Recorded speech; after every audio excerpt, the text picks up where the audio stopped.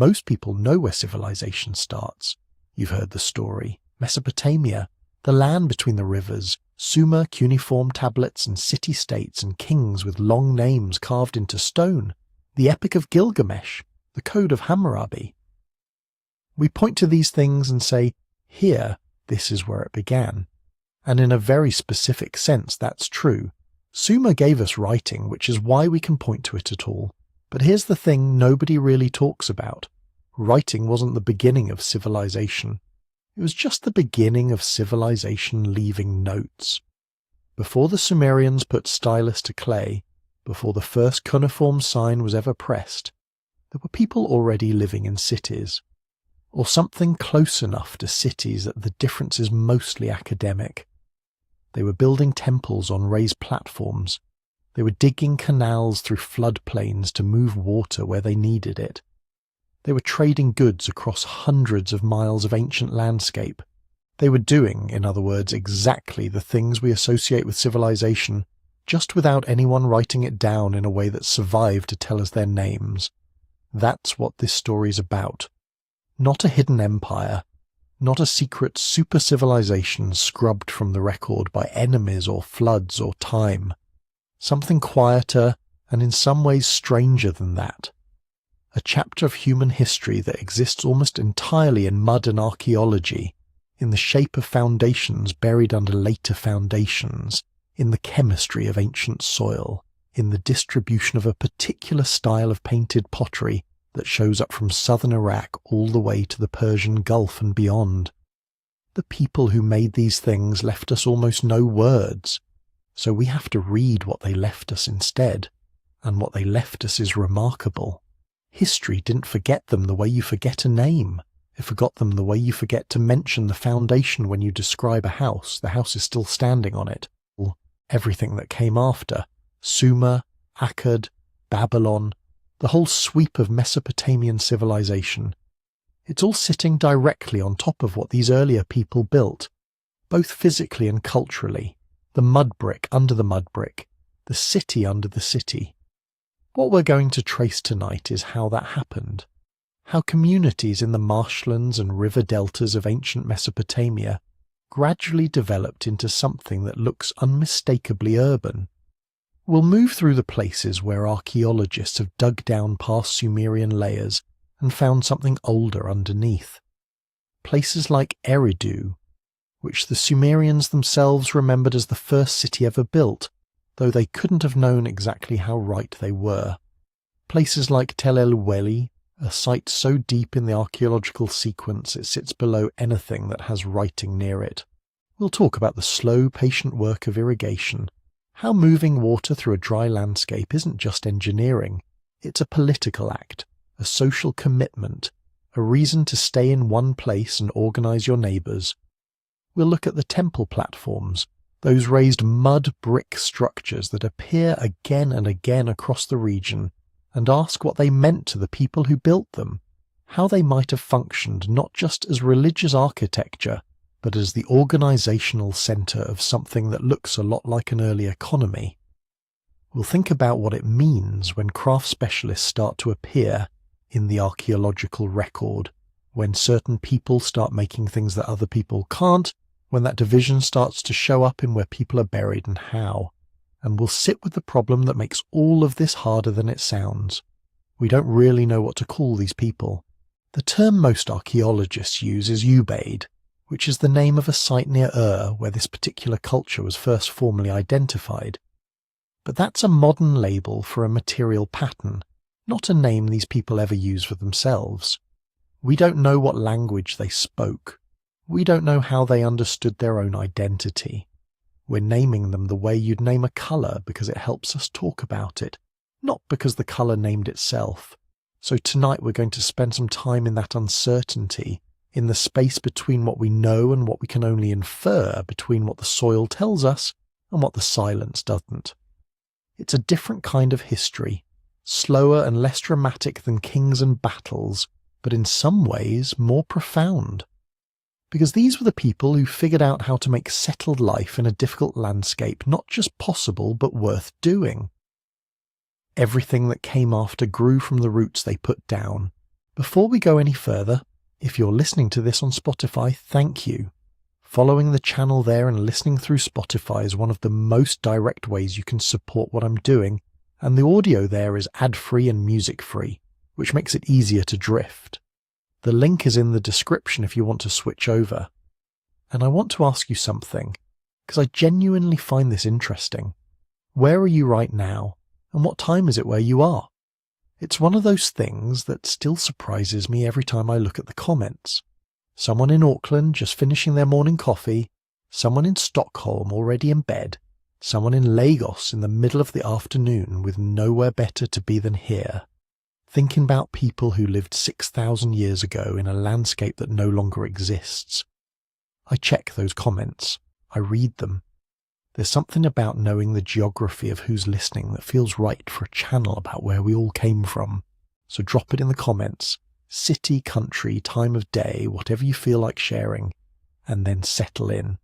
Because we're going back a long way, further than Sumer, further than the first written word, to the moment before history remembered to write anything down. So when we say before Sumer, what do we actually mean? Because history doesn't divide itself into clean chapters the way textbooks do.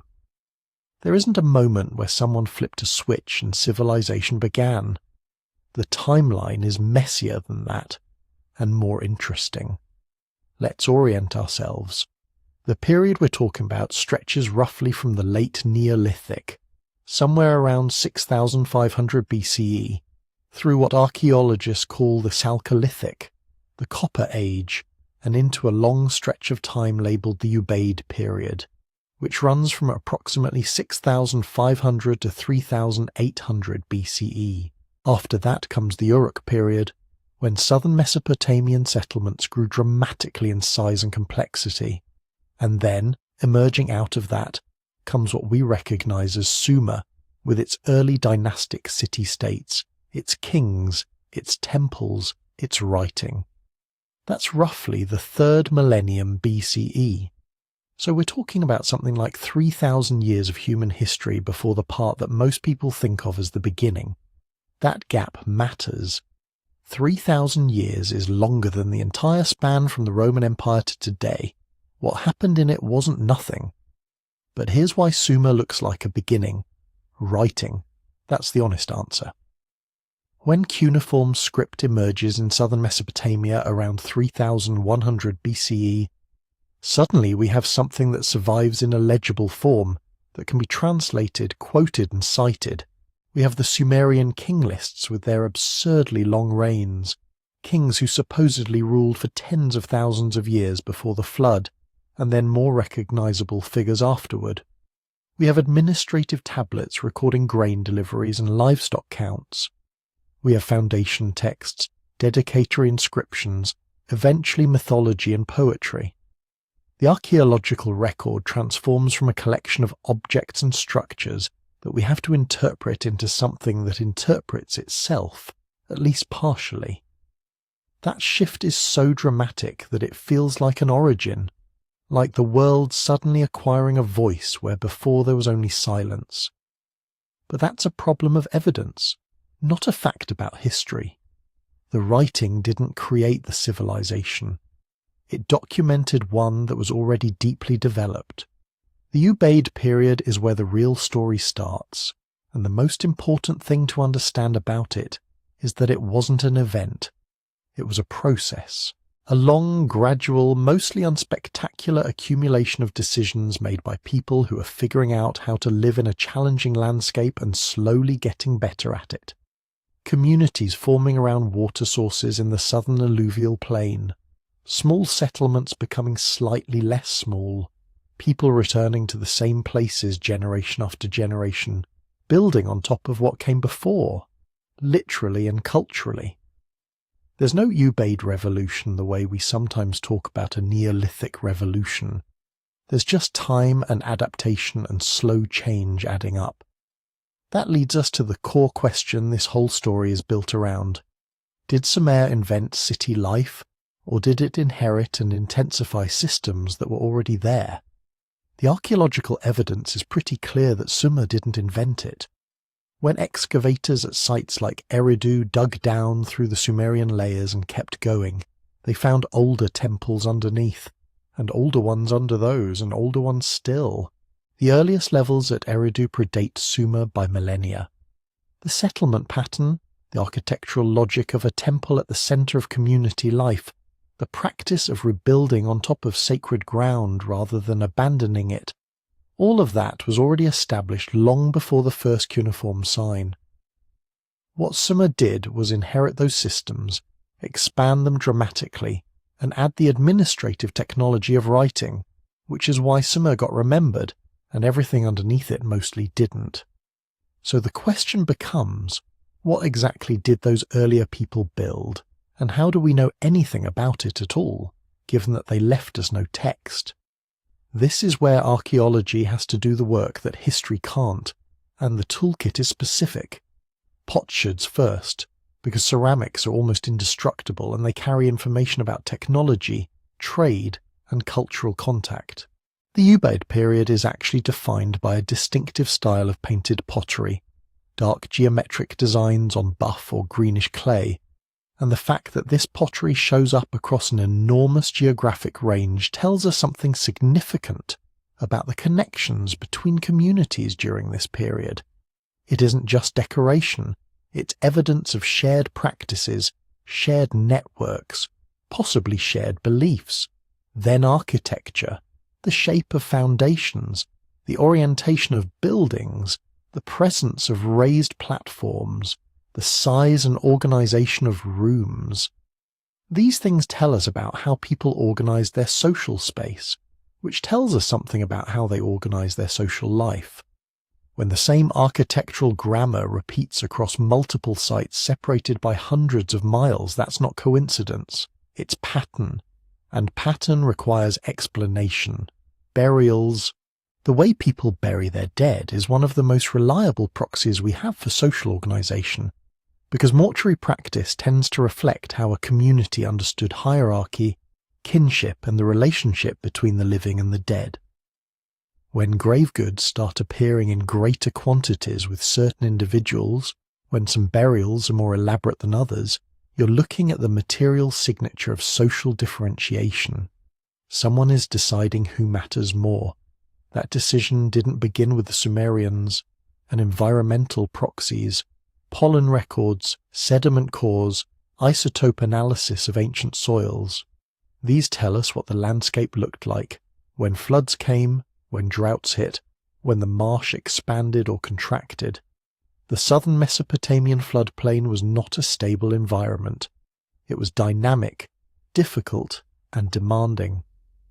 Understanding how people managed it, or failed to manage it, requires understanding what it was actually doing at any given time. What these sources cannot tell us is everything we most want to know. They can't tell us what these people called themselves. They can't tell us what language they spoke, though there are theories about that we'll come back to. They can't tell us what their myths were, how they understood the world, what they prayed for when they climbed those temple platforms and stood above the flat plain, looking out across the reed marshes. That silence is real, and we shouldn't pretend otherwise. But the absence of words doesn't mean the absence of complexity. It means we have to read the world they left rather than the words. And when you learn to read it, what you find is not emptiness before Sumer. What you find is depth. To understand what those earlier people built, we have to start with the ground it all rested on. Southern Mesopotamia is not an obvious place for civilization. It's not like Egypt, with a single Nile running in a predictable ribbon through the desert.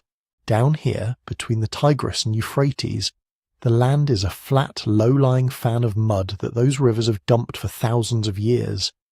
An alluvial plain spreading out toward the Gulf. On a map it looks simple. In reality, it's one of the most unstable landscapes humans have ever tried to live in. The rivers don't behave, they wander. Over centuries they shift their beds sideways across the plain, abandoning old channels, cutting new ones, fanning out into distributaries that merge and separate again.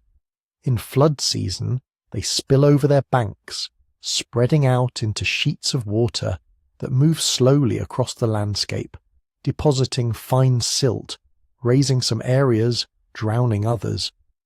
This is both the problem and the promise. That silt is what makes the land so generous. Unlike older, exhausted soils, fresh alluvium is young. It's rich with minerals, constantly renewed, especially at the edges of floodwater. If you can get the water where you want it and keep it from staying too long, things grow. Grains, pulses, date palms along the levees, pastures in the low-lying areas as they dry out. In the right years, this plain can be astonishingly productive. But the same forces that bring fertility also bring danger. The floods can come too high or too late. A levee breaks, and an entire year's crop vanishes under brown water. The river decides it wants to bend a little more to the west, and suddenly your canal is a ditch leading to nowhere. A sequence of dry years, and irrigation water has to be pulled further and further from the main channel. Salts begin to accumulate in the soil as water evaporates and leaves its mineral load behind. Yields fall. Fields go white and hard. The land that was a gift becomes a trap. This is the tightrope that southern Mesopotamian communities walked. The landscape offered incredible potential, but only on condition of constant negotiation.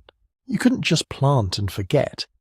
You had to watch the water, learn its moods, and sooner or later start reshaping it.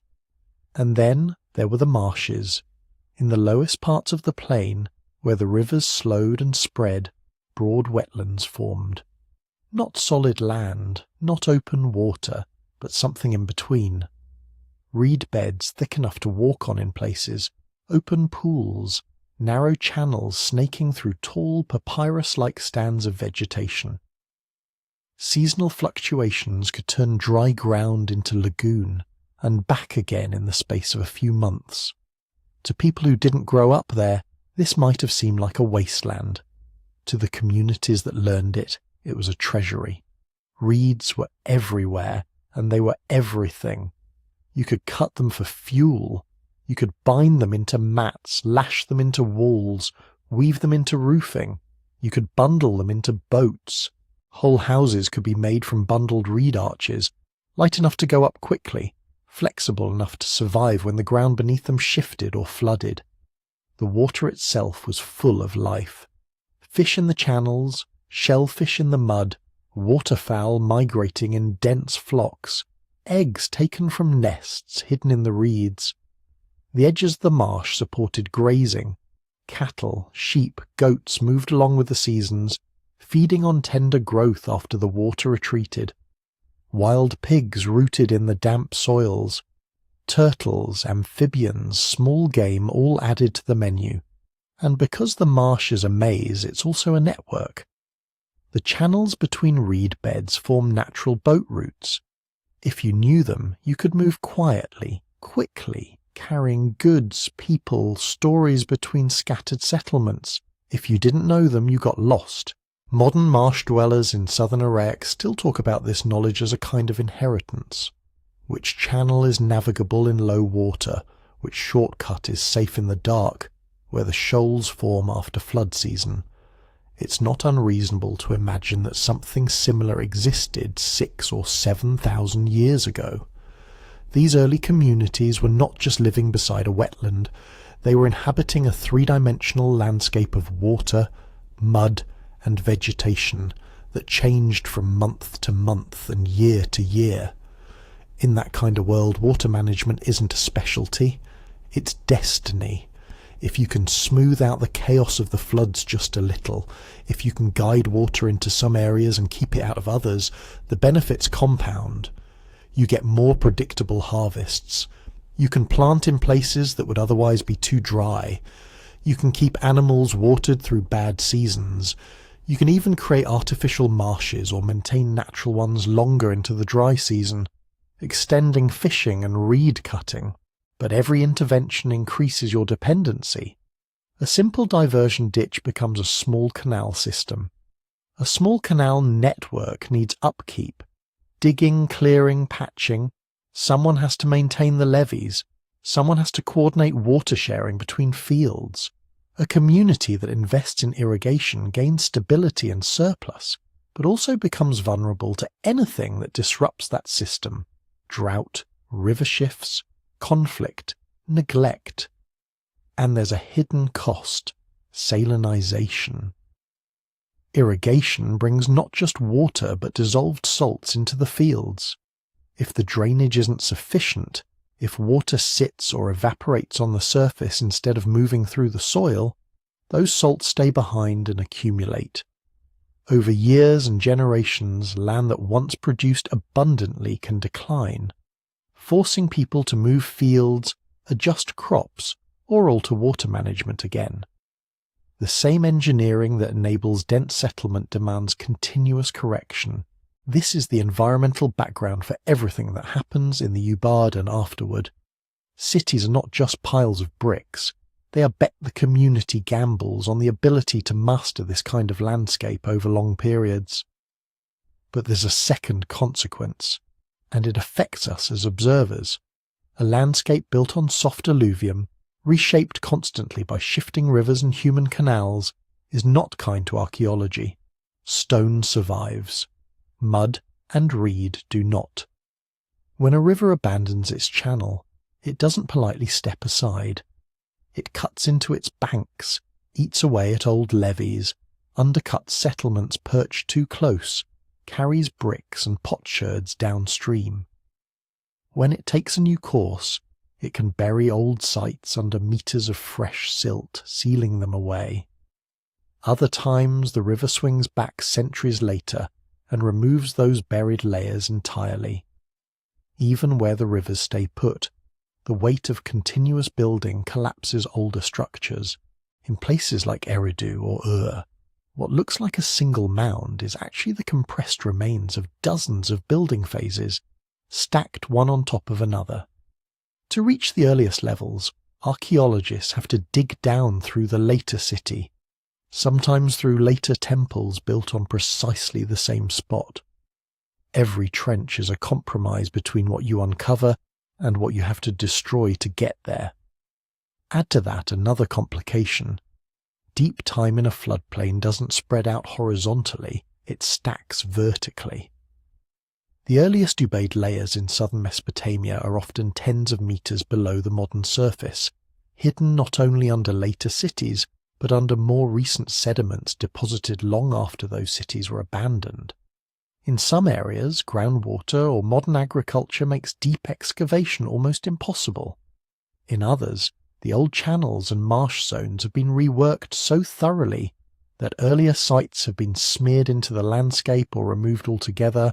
So we're trying to reconstruct a story in which the main actors built in perishable materials on unstable ground in a region where the stage itself keeps collapsing and being rebuilt. This is part of why the people who laid the foundations of urban life in Mesopotamia are so hard to see clearly. The land that made their cities possible is the same land that erases their traces, yet it doesn't erase everything. Foundations cut into older layers still leave scars in the soil.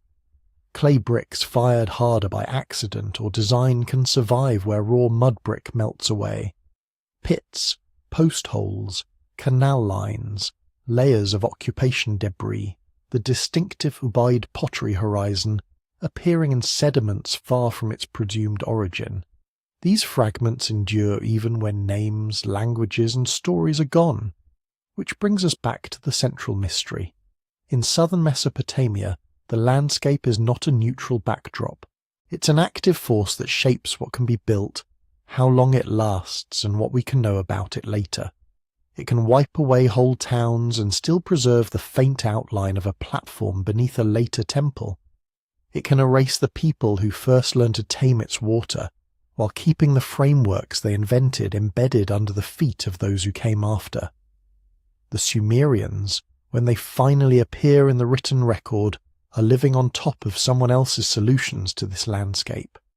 To see those earlier solutions, we have to follow the clues the floodplain grudgingly leaves us, and start looking for the communities that turn this generous, dangerous mud into something new, a network of settlements with a shared way of building and living. Those are the Ubaid communities, and to meet them, we have to look not just at the land, but at the style that stretches across it. When archaeologists talk about the Ubaid, they often start with something small enough to fit in your hand. A bowl. Not just any bowl, but one with a very particular look. Fine, relatively thin-walled clay, the surface carefully smoothed.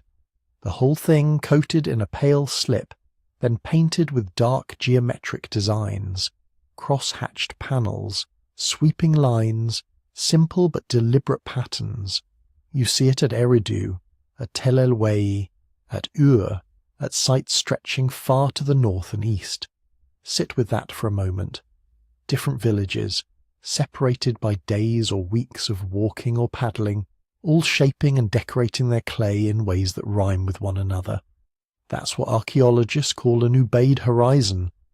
A horizon is not a single object or a single site. It's a band in time when, across a wide region, people start doing certain things in recognizably similar ways. It shows up in the pottery, in the way houses are laid out, in the small figurines people leave behind, even in how they bury their dead. In the Ubaid case, the pottery is the clearest signal. Earlier Neolithic communities in the region had their own local traditions. Heavier wares, different tempers in the clay, bold colours or none at all. Then, somewhere around the 6th millennium BCE, you start seeing this pale, painted style radiating out. But this doesn't mean an Ubaid emperor marched across Mesopotamia handing out standardized bowls. The mainstream view is much quieter and in some ways more interesting. A horizon like this usually means that ideas are moving, not armies. Potters see a style they like, perhaps in a neighbour's house at a seasonal gathering, in gifts exchanged along a marsh channel or caravan path, and they imitate it. Maybe they tweak the design, substitute a local clay, combine it with older traditions. Over a few generations the style spreads, shifts, but remains recognizable. It's the material trace of conversations we can't hear anymore. The same thing happens with houses. Walk across an Ubaid village in your mind. Most of what was there is gone now, eaten by time and water, but the foundations and floor plans leave a ghost map. You'd see a repeated pattern, multi-room houses, often built around a central hall or main room, with smaller side chambers tucked along the edges. Sometimes there's a clear front room, a kind of reception or work area, and more private spaces further in. The buildings are rectangular, made of mudbrick, aligned in ways that suggest people were thinking carefully about space, light, and neighbours. This isn't random hut clustering, it's household architecture. A house in this world is not just a structure, it's a social unit, an extended family, several nuclear families bound together, elders, children, dependents, maybe a few unrelated people attached through work or obligation. The house stores grain, tools, ritual objects. It hosts meals, negotiations, small ceremonies. It has a history. Across Ubaid sites, the recurrence of these house forms suggests a shared way of imagining what a proper dwelling, and by extension, a proper household, should be. Yet the details vary. In some regions the walls are thicker, in others the rooms more elongated. Some villages show houses packed tightly, others spaced out with yards or work areas between them. It's a common language with local accents. Among the small finds inside and around these houses are the Ubaid figurines.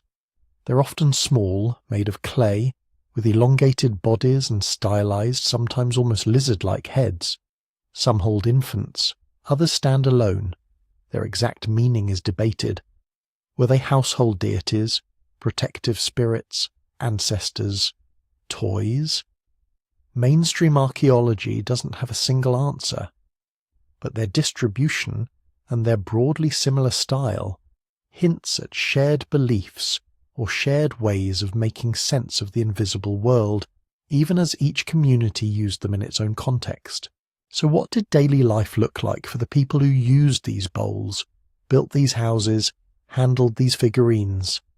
Picture a village of a few dozen households strung along a levee or perched on slightly raised ground near a marsh edge. Most people are farmers and herders, but farming here is not a 9-to-5 job, it's a seasonal rhythm. Intense bursts of labour at sowing, irrigating, harvest, interspersed with periods when there is time for other things. Kin networks organise much of this life.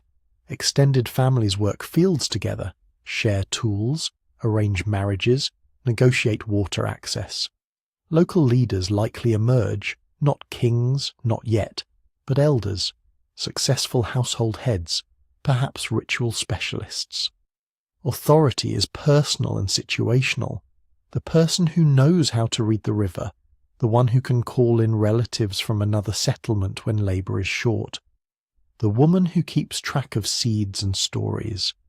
Inequality at this stage is subtle. Some houses are larger, some have nicer goods, some graves contain more or better pottery. This hints at gradual social differentiation, influence accumulating in certain lineages, access to more surplus, control over key resources or ritual roles. But there are no palaces, no royal tombs. Power is still embedded in households and kin groups more than in institutions. Amid this, something transformative is happening almost unnoticed: craft specialization. Those painted bowls are not all the work of casual once-a-year potters. When archaeologists look closely, they see patterns that suggest trained hands, consistent wall thickness, repeated motifs rendered with confidence, standardized shapes that fit together in sets. This doesn't necessarily mean full-time professionals in the modern sense. It can start with part-time specialists, someone in the village who is simply better at making pots and does more of it, a family known for their figurines, a line of people who have learned to work particular kinds of stone or shell. But the implications are large. As certain people spend more time perfecting these skills, others must be producing enough food to support them. Time is being freed from immediate subsistence and invested in reliability, quality, and perhaps beauty. Objects begin to carry signatures of individual or family styles, even as they conform to the broader Ubaid look. Over distance, this quiet specialization makes the horizon sharper. A pot from one village can travel to another as a trade item, a bride wealth gift, an offering. The recipient recognizes it. The form, the paint, the way the clay was fired. They know, without words, that somewhere out there are people who live in houses not so different from theirs, grow crops not so different, and think that this is what a proper pot should look like. Bit by bit, the villages stop feeling like isolated dots in the landscape and start becoming nodes in something wider. Channels through the marsh, footpaths along levees, seasonal routes across higher ground. All of these carry more than goods. They carry shared practices, gossip, knowledge about planting times and river moods, stories of distant shrines or respected lineages, maybe even early reputations of places like Eridu. By the late Ubaid, when you stand in one of these riverine villages, you're no longer standing at the edge of the world. You're standing inside a network. Your pots, your house plan, your small clay figurines all say so. And when enough of those nodes begin to cluster, when one settlement starts to draw in more people, more specialists, more ritual attention than the others, something new comes into focus. A village begins to look and to feel like the first city. If you follow those networks down into the deep south of Mesopotamia, to where the rivers fray into marsh and lagoon, one name keeps coming up: Eridu. In later Sumerian lists, Eridu is always there, always early, and almost always first. When scribes write out the kings before the flood, they start with Eridu.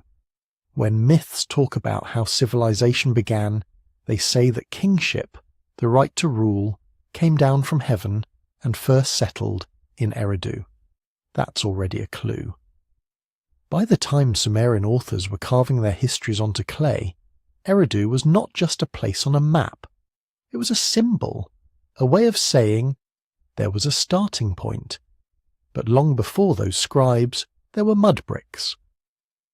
Eridu is one of those rare sites where the archaeology and the myth actually nod to each other. When excavators cut down into the mound, they didn't hit a single temple or a single village. They hit layer after layer after layer of occupation, stacked one on top of the next like a compressed history of southern Mesopotamia. At the core of that stack is a modest rise, an artificial hill built entirely out of earlier buildings. The deeper you go, the simpler the structures become, until you're down in the 6th millennium BCE, the Ubaid period, among small, carefully made mud brick rooms, thick walls, and beaten earth floors. Then you climb back up through time, and you notice a pattern. The same spot keeps being rebuilt. An early rectangular building with a central room is replaced by a slightly larger version, which is replaced again by something more elaborate. Walls get thicker. Platforms appear, raising certain rooms above the others. Benches, niches, and altars start to show up. The ground plan shifts from a building to something that looks very much like an early temple. This is what archaeologists mean when they talk about repeated rebuilding on a sacred spot.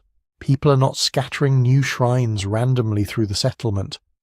They are coming back generation after generation to the same location, tearing down the old structure when it wears out or is ritually finished, and putting a new one in its place. Over centuries, this creates a physical memory. The mound grows higher, not because anyone set out to make a hill, but because they would not leave this place alone. Around this ritual core, the settlement thickens. In the earliest Ubaid levels, Eridu looks like a cluster of houses and storage rooms around a central building.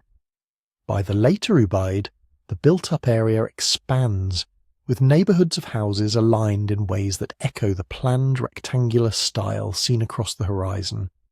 Paths form between them, open spaces, courtyards, workyards, perhaps small plazas, appear and reappear. This is not just a haphazard sprawl. The way buildings are laid out suggests planning and replanning. Someone or some group is deciding where front doors should face, how closely houses can crowd the central precinct, where boundaries between sacred and ordinary space should fall. And within that central precinct, something else is happening. The buildings are not only larger, they're different in kind. Rooms are arranged around a main hall that seems to have been the focus of gatherings. Side chambers may have stored offerings, tools, or valuables. The architecture funnels movement. You enter here, proceed there, come into the presence of something or someone. This is what archaeologists call public architecture. Not because the building had a sign over the door, but because it is sized and shaped for activities that involve more than a single household. Rituals, meetings, feasts, redistributions of grain, or fish, or dates. Things that concern many people at once. When you see this kind of architecture linked to a long, uninterrupted sequence of rebuilding in a settlement that grows larger and more complex over centuries, it's reasonable to think you're looking at more than just a village. One cautious way to put it is this. During the Ubaid, Eridu may have functioned as a regional sacred and administrative centre. Sacred because of that stubborn insistence on the same holy spot, the investment in platforms and halls and altars, the later memory that this was the dwelling of the god Enki, lord of fresh water and wisdom. Administrative. Not in the sense of modern bureaucracy, but in the older sense of coordinating things, collecting offerings from surrounding communities, storing surplus, organising labour for building and irrigation, hosting rituals that required people, goods, and information to flow in from a wider hinterland. Surveys around Eridu suggest that other smaller sites dotted the nearby landscape. It's easy to imagine households from those hamlets making periodic trips to Eridu's temple mound, bringing offerings, asking favours from the god, perhaps settling disputes under the eyes of the priests and elders who lived or worked there. If that picture is roughly right, then Eridu starts to look like something more than just another node. It's a node that pulls. It draws in people, resources, craft production, and ritual attention. It anchors stories. It shapes calendars and obligations. Over time, it accumulates prestige. This is probably why, thousands of years later, Sumerian scribes couldn't resist putting Eridu at the head of their lists. Whether or not Eridu was literally the first big settlement in the south, it had become the idea of a first city, the place where you say everything began when you want your story of origins to feel weighty and old. But how far do we want to go with that word? City? Here the ground gets slippery. Archaeologists and historians argue about what exactly counts as a city. Is it a matter of population size? Of having full-time specialists and formal institutions? Of dense housing and clear neighbourhood structure? Of written administration? By some definitions, nothing in the Ubaid period quite qualifies. The true city-states of Mesopotamia, with big defensive walls, palaces, records of taxes and rations, emerge later in the Uruk and early dynastic periods. By other softer definitions, Eridu in the late Ubaid looks very close. It's larger than its neighbours. It has a distinct sacred administrative core. It likely hosted more than one kind of specialist, ritual experts, builders, potters, maybe boat makers and net weavers serving a broad community. It sat at the centre of routes through marsh and river. The truth is, the line between large village and early city is fuzzy, and where we choose to draw it changes the story we tell. If you insist that a city must have writing, then Eridu can never be first. If you allow that cities begin as places where people concentrate around institutions bigger than any household, temples, councils, managed stores of surplus, then Eridu becomes a very strong candidate for an early city in everything but name. Mainstream archaeology tends to tread carefully here. The safest statement is that Eridu is one of the earliest and longest-lived urban-like centres in southern Mesopotamia, a place where sacred power and practical coordination overlapped, and where that overlap was built into the bricks. Whatever label we prefer, the pattern is clear. In Eridu, we see Ubaid house styles, pottery and figurines coalescing around a focal point that is no longer just a household shrine. We see a settlement that outlives fashions, climate shifts and political experiments, precisely because people keep returning to the same elevated patch of ground. And in the stories later, people tell about Eridu, about kingship descending there first, about gods dwelling in its temple. We catch a glimpse of how those long millennia of rebuilding and gathering were remembered, as the beginning of something new in the human experience. An origin not just of a town, but of the very idea that there could be a first city at all. But Eridu is only half of the story. If you move a little to the northeast, to another low mound half lost in fields and irrigation ditches, you find a place that pushes the story of settlement in the deep south even further back in time. Tel el-Oueili, it's not a famous name, it doesn't star in any king lists. There are no myths about gods descending there, no later pilgrims writing hymns to its sanctuaries. For most of its life, it was probably just one more cluster of houses on the flat horizon, and that's exactly why it matters. When archaeologists cut into Tel el-Oueili, they found something that made a lot of people sit up and rethink their timelines. Under later Ubaid levels, under the familiar greenish-painted pottery and rectangular houses, there were still more layers, earlier layers, Ubaid, but older than the Ubaid they thought they knew. Instead of a neat beginning, the southern alluvium suddenly had a depth. This is what archaeologists call a deep sequence of occupation, Stratum after stratum of human living stacked on top of each other, with very little empty time in between. No long gap where the site is abandoned and sand blows over it. Just continuous rebuilding, repair, and reuse. In the case of Tel El Oueili, that sequence runs back into the very earliest phases of the Ubaid, the 6th millennium BCE, maybe even nudging into the period when Ubaid styles were only just crystallizing. Why does that matter? Because if you want to understand how a landscape that floods unpredictably, shifts channels, and turns to mud every rainy season ends up supporting towns and eventually cities, continuity is the key. A single well-organized village could be a lucky accident. A long chain of rebuilding on the same patch of ground, generation after generation, is something else. It says, people learned how to live here, and they passed that knowledge on. Tel El Oueili shows us that learning in slow motion. In the lowest levels, you already see people committing to place. They're shaping mud bricks, laying out rooms with straight walls and right angles, defining thresholds and corners. These are not windbreak shelters thrown up for a season and forgotten. They are houses with life cycles, built, repaired, subdivided, sometimes demolished and rebuilt a few meters away. The domestic architecture is modest. Single-story buildings with a few rooms, sometimes grouped around a small courtyard, hearth set in the floor, storage jars sunk into the ground, working areas where grain could be processed, fish cleaned, tools made, all the quiet, repetitive work that never makes it into epics, but without which no temple, no city can exist.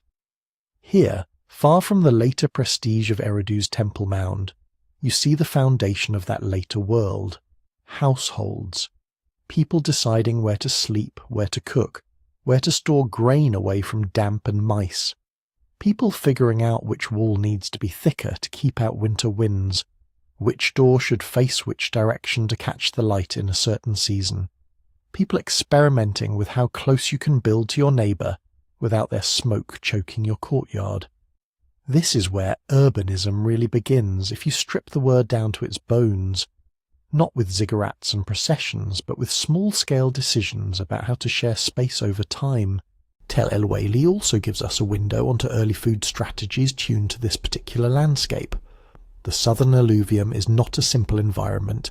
It's a constantly shifting mosaic of levees, back swamps, seasonal pools, and slightly raised patches that stay just dry enough. Early Ubaid farmers here were not just copying techniques from the north, they were adapting. The plant remains and animal bones from Tel El Oueili suggest a mixed economy. Cereals like barley grown on slightly higher, better drained ground. Small plots that could be watered with simple channels or by catching the natural spread of floodwater. Herds of sheep and goats move between drier patches and the edges of wetlands, feeding on reeds and rough vegetation. At the same time, there are hints of wetland exploitation, fish bones, shells, the kinds of tools you associate with cutting reeds or working soft marsh-grown wood. This wasn't a pure farmer village in the modern sense. It was a community learning to knit together farming, herding, and wetland foraging into a single resilient way of life. Over centuries, those strategies get refined.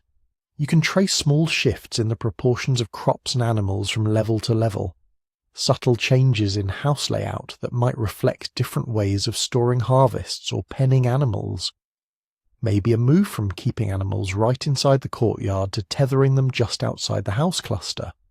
Maybe experiments with larger storage rooms shared by more than one household. None of these things scream revolution, but that's the point. The deep sequence shows how stability is built not from dramatic one-time breakthroughs, but from countless small decisions that work well enough to be repeated, and repeated again. The broader implication is easy to miss because it feels so ordinary. When we talk about city life, we tend to picture walls and markets and rulers. At Tel El Oueili, you see the prehistory of all that, stripped of its monuments. A family deciding to rebuild on the same spot because the soil is known and the neighbours are known. Another family adding a room rather than moving away, because the canal is already dug and the fields are already measured out in their minds. A community learning where floodwater tends to pool, which years to plant early and which to wait. Those choices add up. Stay in one place long enough, and you start to invest in it differently. You line up your new walls with the traces of the old ones. You expect that paths will still be there next year. You begin to think in terms of our village, our fields, our water, even if nobody has formal titles yet. Tel el-Oueili captures that mental shift in its layers. No grand temple dominates the mound in these early levels. No king's palace throws its weight around. What you see instead is the quiet, stubborn insistence on continuity in a land that does not naturally encourage it. A determination to make this patch of shifting mud into a place that children will recognize and grandchildren after them. By the time we arrive at later Ubaid centres like Eridu, with its raised platforms and public halls, a lot of the groundwork, literally and figuratively, has already been laid at places like Tel el-Oueili. The habit of rebuilding instead of wandering, the practical knowledge of how to coax crops out of floodplain edges and graze herds along reed beds without destroying them, the social rhythms of neighbours who have lived side by side for long enough to develop unspoken rules about noise, smoke, paths and shared wells. If the myths later remembered Eridu as the first city, the archaeology of Tel el-Oueili whispers a quieter truth beneath that story. That city life begins much earlier, not as a sudden invention, but as a long accumulation of ordinary choices.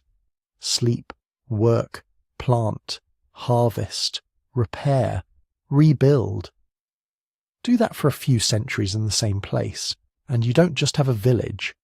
You have the deep roots of settlement that make cities possible. Stay in one place long enough, and sooner or later you start wanting a place that belongs to everyone. Not just the lane between houses or the hard-packed space where kids play and animals are tethered. A place that feels like it stands slightly apart from daily mess. A place you can point to and say, that's where we go when it really matters. In the southern alluvium, the first clear archaeological traces of that kind of place show up as something deceptively simple. Slightly raised platforms with buildings on top. At Eridu, those platforms become famous, but they don't start out as the towering stepped ziggurats you might be picturing. In the earliest levels, what archaeologists uncover is modest. A low mud brick podium, maybe a metre or so above the surrounding ground, with a small, carefully laid out building sitting on it. Seen from eye level in its own time, it wouldn't have looked gigantic, but it would have felt different. For one thing, it was high. In a landscape where everything is flat and floods creep in from every side, even a small rise changes your relationship to the world. A platform keeps your walls a little drier. It makes the building stand out on the horizon. It forces you to walk up, to climb, even if it's only a few steps. That climb matters. To build one of these early temple platforms, you can't just have a single family quietly remodeling their house. You need hands. People to shape bricks, carry them, lay them. People to cut and haul reed mats for foundations, to smooth plaster, to repair cracks after the first rains. In other words, you need organised labour. We don't see project managers' notes or timesheets, but the architecture itself tells you coordination is happening. The walls are straight and aligned. The corners are right angles. The building is oriented with care, often following a consistent axis through multiple rebuilds. That consistency is a clue. It suggests that when the platform and its building were constructed, they were already understood as more than just another house. They were a shared project, something that required agreement. Archaeologists tend to call these buildings temples because of what's found in and around them. Altars or offering tables, niches in walls, deposits of special objects, concentrations of animal bones that look like remnants of feasting or ritual meals. Sometimes small clay figurines, sometimes distinctive vessels that aren't the everyday cooking pots found in houses. But temple can be a bit misleading if it makes you imagine a separate religious class sweeping in and taking over. In the Ubaid period, we're probably looking at something more woven into ordinary life. Ritual centre? Yes, almost certainly. People gathered here to make offerings, to mark seasonal transitions, to ask for good floods and safe pregnancies, to remember the dead. The layout of rooms and focal points inside the building suggests controlled movement and attention, places where someone stood or sat while others watched. Meeting place? Very likely. A raised hall at the heart of the settlement is a good spot for elders to resolve disputes, for heads of households to discuss canal maintenance, for agreements to be made when to plant or when to move herds. Storage hub? The evidence leans that way. In several early temple compounds, archaeologists find concentrations of large storage jars, bins, and thick-floored rooms that could handle heavy loads. Grain, dried fish, reed mats, tools, things that belong to the community or are being held in trust, rather than sitting in a single family's courtyard. Symbol of shared identity, almost inevitably. When you participate in building, repairing, and refurbishing the same structure over generations, it becomes a physical anchor for ideas about us, our mound, our platform, our god, or gods, or spirits, or simply the powers that make crops grow and rivers flow. What we don't have is their words for any of this. That's the line we have to hold carefully between evidence and interpretation. On the ground, what's actually there are mud-brick walls, plastered floors, post holes, ash layers, discarded bones, fragments of special vessels, traces of coloured paint in some cases, repeated rebuilds on almost exactly the same footprint. Layer after layer, the same spot is cleared, filled, levelled, and built over again. Sometimes the new building copies the plan of the old one almost exactly. Sometimes it's a little larger, or more complex with extra rooms tacked on, thicker walls, a higher platform. From that we infer continuity of function and meaning. It's not that we know the precise rituals carried out there, or which deities were addressed, or what stories were told about them. Those belong to a meaning system that mostly died with the people who lived it. Our words, shrine, temple, cult, are rough approximations. What we can see clearly, though, is the pattern of sacred permanence being created. When the same spot is rebuilt again and again for centuries, it stops being just a convenient dry place. It becomes a point of memory. A child growing up in late Ubaid Eridu would never have known a time when that mound, that raised building, didn't exist in some form. Their parents would have similar memories. Their grandparents might tell stories of when the platform was lower, or before the new walls were added, but the place itself is continuous. In a world where rivers change course and houses crumble and get moved, this is unusual. The temple platform insists on staying put. It locks a piece of the landscape into a longer time frame than any single lifespan. That's powerful. It means that when decisions need to be made that affect more than one household, there is an obvious, almost unquestioned place to gather. If offerings of grain and fish and animals are regularly piling up there, someone has to manage them. If there are jars of seed for years when the flood fails, someone decides when they can be opened and who receives what. This is where the sacred begins to shade into administration. We don't yet see clay tablets or written tallies, but we do see the architectural signs of growing coordination.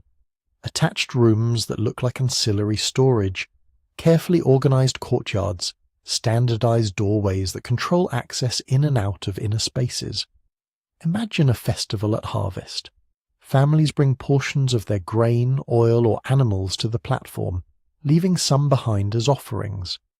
Part is consumed in communal feasting. Everyone eats, everyone participates. Part is set aside, stored in those big jars in the temple compound. On the surface, it's devotion and celebration. Underneath, it's accounting. Who keeps track of what's come in? Who decides when stores are distributed in a bad year? Who organises repairs when the platform slumps or the walls crack? The people who hold those roles, whether you think of them as elders, priests, stewards, or just the individuals everyone trusts to hold the keys, are quietly becoming something new, managers of surplus on behalf of the community. From the outside, the temple platform still looks like a place of ritual first. The offerings and altars are what jump out to us archaeologically.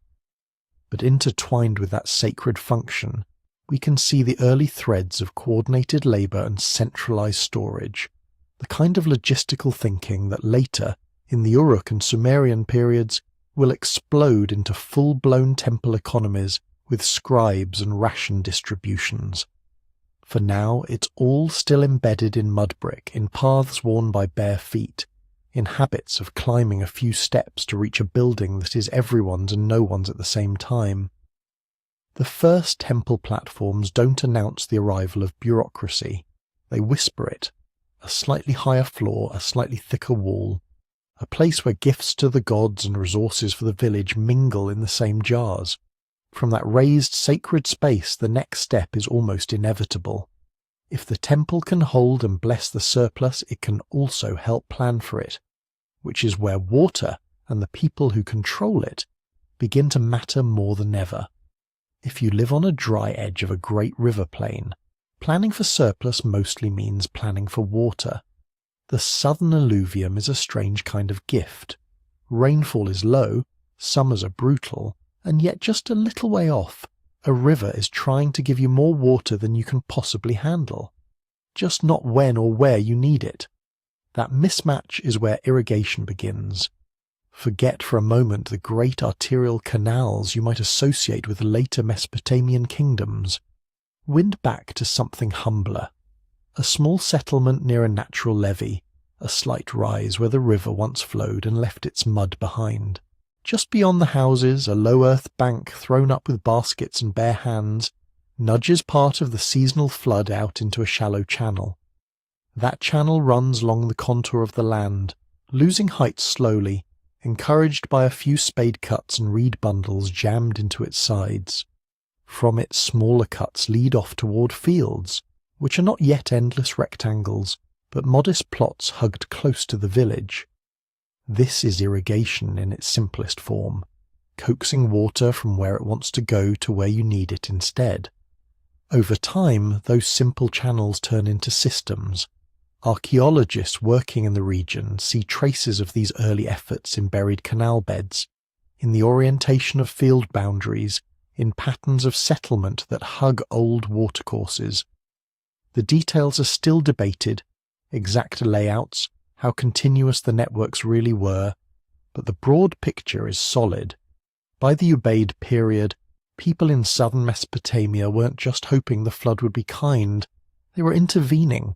Raise a levee here to hold the river back, cut a gap there to divert it into a feeder channel, scrape out the bottom of that channel each year because silt settles fast, reinforce a weak point with a woven curtain of reeds and mud, walk the line after a storm to see what held and what failed. None of this requires kings or armies of conscripted workers. It does require agreement. Whose field gets watered first when the canal level is just high enough to flow? Who is responsible for clearing the weeds and mud that choke the narrower branches? What happens if someone desperate in a dry year cuts an unauthorized breach to send more water to their own plot, starving the fields downstream? These are not abstract questions. They are the stuff of everyday survival. The temple platform we just left behind is a perfect place to talk about the flood, to ask for good water at the right time. It is also a perfect place to argue about the canal's schedule, to announce at the end of a feast, next 8 days this side of the village clears the main channel, or after the next rise, households along the eastern ditch get first watering. Irrigation, even at this early scale, forces cooperation into a calendar. Water arrives in pulses.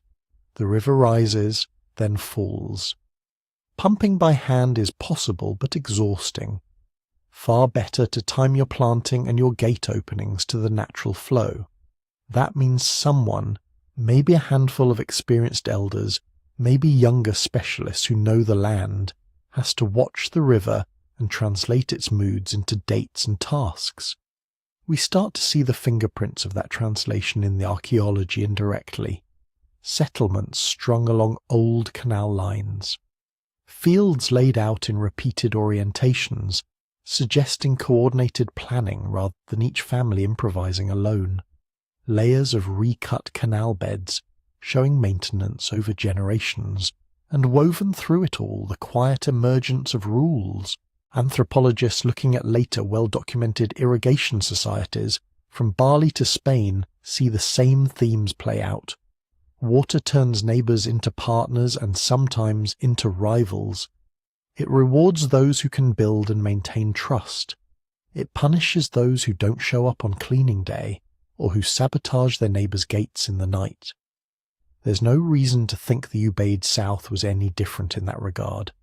Yet irrigation isn't just a social glue, it's also a slow-acting risk. Bring river water onto your fields year after year, and you're not just moving H2O, you're moving dissolved minerals.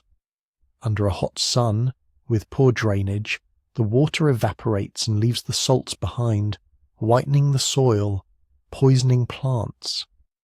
This is salinization, and in southern Mesopotamia it becomes a serious problem much later in the historical record. In the Ubaid period, we're catching the process early. The fields are smaller. The floods are still cutting fresh channels in some places, flushing salts away. People can abandon a patch of land that's gone sour and move slightly upslope, or closer to a new stream. But even then, the basic tension is there. The more you fix the river in place, the more you risk locking in long-term problems. Canals silt up, levees fail. A successful layout invites more houses, more fields, more mouths depending on a pattern of water that might only hold for a few generations before the river shifts again. The very engineering that creates a surplus also creates new vulnerabilities. History doesn't record the meetings where this was first felt as unease rather than disaster. The moment when someone looked at a sluggish canal choked with mud and realized, if we don't clear this before the next rise, half our crops will die. But crises that later texts describe, failed floods, boundary disputes, accusations of water theft, have their roots in this earlier period, in these first experiments with tying human time to river time. Against that backdrop, the idea of surplus takes on a different flavour. With water under some degree of control, harvest can be more predictable. Instead of each household scraping by on what its own labour can coax from dry ground, coordinated irrigation can lift yields across the community. A well-timed flood into a well-levelled field gives you more grain than you strictly need to survive the year. What do you do with that extra? Some of it, as we've seen, goes into storage around the temple platform. Seed grain, emergency reserves, offerings that double as insurance. But once a baseline of food security is reached for many households, something else becomes possible. A few people can spend less time in the fields. They might still own or claim land, but their daily work shifts. Someone becomes very good at organising canal crews, remembering who worked when, who's owed a share of water. Someone becomes skilled at making the same shape of pot over and over, perfect for storing grain in a temple room. Someone else starts to spend more days on the platform itself, tending the hearth, managing the flow of offerings in and out. This is the slow engineering of specialization, driven not by ideology, but by calories.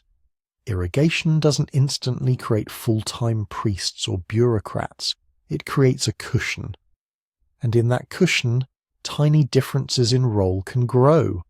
A season where a canal overseer's decisions save a harvest might make everyone more willing to let him focus on that task next year.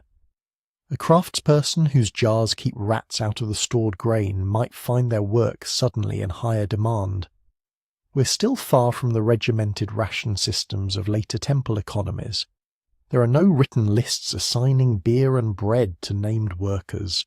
What we have instead are the early preconditions: water systems that require planning, surplus that accumulates in shared spaces, and the emerging class of people whose value to the community lies less in how many hours they spend sowing seeds and more in how well they can coordinate, craft, and decide. From the outside, life in a Ubaid village probably still looked mostly like farming and herding. But underneath, in the lines of the canals and the arguments over who cleans which section when, you can feel the future city taking shape. A city is not just walls and streets, it's a web of obligations tied to things that must be maintained together. In southern Mesopotamia, that web begins with water running through mud-cut channels, and the quiet realization that if you can organize a flood, you can organize a lot of other things too. For all this talk of canals and levees, there's a crucial detail about southern Mesopotamia that's easy to miss if you imagine it as endlessly flat farmland. Large parts of it weren't fields at all. They were marsh. Not the small, scraggly wetlands that ring a modern reservoir, but vast mosaics of open water. Reed beds, floating vegetation, mud flats and low islands. A landscape that wasn't quite land and wasn't quite river. A place where the ground could change between seasons, sometimes between years. People didn't avoid that world. They moved into it. Imagine an Ubaid community not on a single solid patch of earth, but stretched across a cluster of slightly raised islands and levees. One bit of high ground holds a core of houses and communal buildings. Another, a short paddle away, is used for gardens during the dry months. A third is mainly for animals, fenced with reed hurdles that are cheap to build and easy to move if the waterline creeps up. It's not a single compact village so much as a little archipelago of occupation. In a place like this, settlement pattern becomes a flexible thing. Some households may stay on the central mound year-round, tending storage pits and looking after whatever passes for the temple. Others split their time. During the spring floods, they camp on temporary platforms along the edge of the deeper channels, close to fish runs and bird colonies. As the waters recede, they shift out to plant on freshly exposed silt or to harvest wild stands of grain that grow on the margins. Mobility isn't a failure to settle, it's part of the strategy. And because the marsh offers so many different kinds of food and raw materials, a family doesn't have to commit fully to one way of making a living. The economies here are mixed almost by default. You can herd cattle or sheep on slightly higher, drier ground. But when the river rises, you move them to a levee and spend a month focused on fishing instead.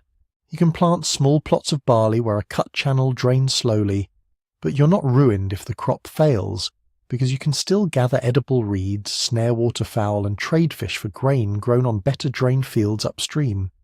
It's a buffer against bad years that doesn't rely solely on stored surplus. It relies on diversity.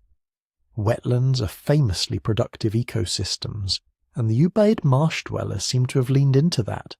Fish, shellfish, turtles, birds' eggs, wild pigs, reeds for thatch and matting, timber from riverine groves, clay from channel banks. Layer all that on top of garden plots and small fields, and you can support more people per square kilometre than a purely dry farming landscape at the same technological level. That matters because it means you can get relatively dense populations and even proto-urban clusters before full-scale intensive agriculture is spread everywhere. In some areas, the first towns may have been more like marsh hubs than dryland cities, nodal points in a watery network where goods and people converged, even while a lot of food was still coming from wild or semi-wild resources. In that world, the most important piece of infrastructure isn't necessarily a road, it's a boat. The rivers and channels of the southern alluvium are not just barriers to be bridged, they are the easiest routes between communities. You can push a heavy load of reeds, timber or clay on a shallow draft boat with less effort than dragging it across soggy ground. You can move a basket of grain from one island to another without ever lifting it onto your back. Ubaid pottery and carved seals show simple boats, likely made from bundled reeds or light wooden frames covered in reed matting and bitumen. Nothing grand by later standards, but perfectly suited to narrow channels and shallow lagoons. Those boats turn the entire marsh into a kind of extended village. Need more thatching bundles for your roof? Paddle to the big reed stand 2 bends away and cut them, then float them back on a raft. Want to visit kin in a settlement on a neighbouring levee? Leave at dawn and be back by nightfall without ever touching a dry path. Have surplus grain stored around the temple mound? Load it into boats after the harvest and distribute it to satellite hamlets, or bring in fish and reeds as reciprocal offerings. From an archaeological perspective, this creates linkages that are hard to see in the dirt but would have been obvious on the water. A set of sites that look small and scattered on a modern map may actually be the tightly integrated neighbourhoods of a single boat-centred community. Ceramic styles and building techniques that seem widespread along a river might reflect frequent visits by people who can paddle up or downstream much more easily than they could walk. You can think of the waterways themselves as the first real transport network of southern Mesopotamia, long before formal roads and royal canals. They carry not just goods, but stories, marriage partners, news of flood levels, rumours of better grazing. And yet this same watery landscape is exactly what makes the deep past here so hard to reconstruct. Mudbrick dissolves, reed walls rot. A mound that was dry and occupied in one century might be eroding into a channel the next. Fresh silt covers everything. A site that once sat proudly above the water could, in a later phase, be buried under several metres of alluvium, with younger communities built on top or slightly aside. Waterlogging can be a blessing, preserving plant remains and wooden artefacts in oxygen-poor layers. But it also means that many early marsh settlements are invisible from the surface, or accessible only with deep coring and lucky trench placement. Channels migrate over time. A stream that once ran just east of a village swings west centuries later, slicing off part of the occupation and washing it away. Erosion bites at the edges of mounds. Rising groundwater and modern drainage projects complicate excavation further. So when we try to map Ubaid marshland life, we're almost certainly seeing only the upper edges of a much denser web. Archaeologists can identify certain mounds with Ubaid levels, trace old levees, pick up scattered sherds along ancient channel banks. They can compare this to modern and recent marsh cultures, such as the Madan or marsh Arabs, whose lifeways, house platforms of reeds, water buffalo herding, boat-based travel, show how a human society can be thoroughly, confidently adapted to wetlands. But they also have to admit there are big gaps. Whole landscapes may lie under modern rivers or beneath thick packages of silt that we're only beginning to probe. What we can say is that living in a marsh shapes more than just your subsistence. It shapes identity. If your earliest memories are of climbing into a boat before you can walk confidently, if your sense of direction is keyed to channels and reed beds rather than hills and roads, you think with water in mind. Terms for currents, types of mud, stages of flooding, all matter. Skills like reading ripples, recognizing bird calls, knowing which patch of reeds hides a firm landing and which is treacherous, become part of what it means to be competent, to be an adult. Those patterns can survive changes that show up clearly in our records. New pottery styles, new architectural details, new elites claiming to rule from a temple mound. Languages can shift, gods can be renamed, a new city upstream can demand taxes and canal work.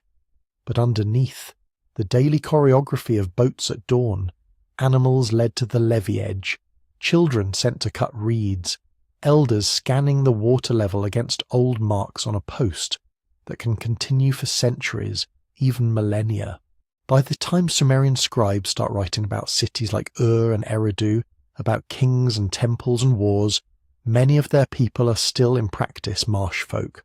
They build in mudbrick and reed. They travel by boat as much as by foot. They manage lives that rise and fall with the river. Behind the first written names of cities, there is this older, quieter tradition of waterborne living, a civilization of islands and channels, of mixed economies and seasonal moves that helped make dense settlement possible long before anyone thought to press a reed stylus into wet clay. To follow the story of cities before Sumer, we have to keep that marsh in mind. Half hidden under later deposits, hard to excavate, but absolutely central to how these early communities grew, traded and thought of themselves.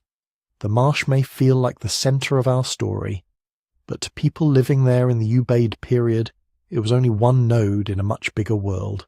If you drifted your boat out along a main channel, followed it down to where the water widened into the gulf, then turned your mental map outward, you'd find that your home was just the southern edge of a long, fertile arc.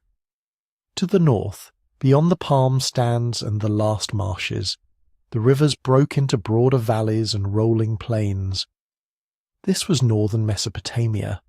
Rain-fed fields instead of irrigation, villages perched on low hills rather than islands, houses built on firm ground that didn't flood every year. Places like Tel Arpachia and Tepegara, later names for ancient tells, show communities with their own versions of painted pottery, their own local styles, but recognisably part of the same broad cultural zone. To the east, across the river and over the low foothills lay Susiana, the plain around what would later be called Susa, and beyond that the highlands of Elam and the Zagros. Here the land climbed quickly, pasture opened between ridges, streams cut down from mountains that held what the lowlands lacked: hard stone, metals, timber. The people there were not marsh folk, but they were not strangers either. Their sites show Ubaid-like ceramics in some phases, and local versions in others. This was a frontier in the literal sense, where floodplain and highland met, but it was not a hard border.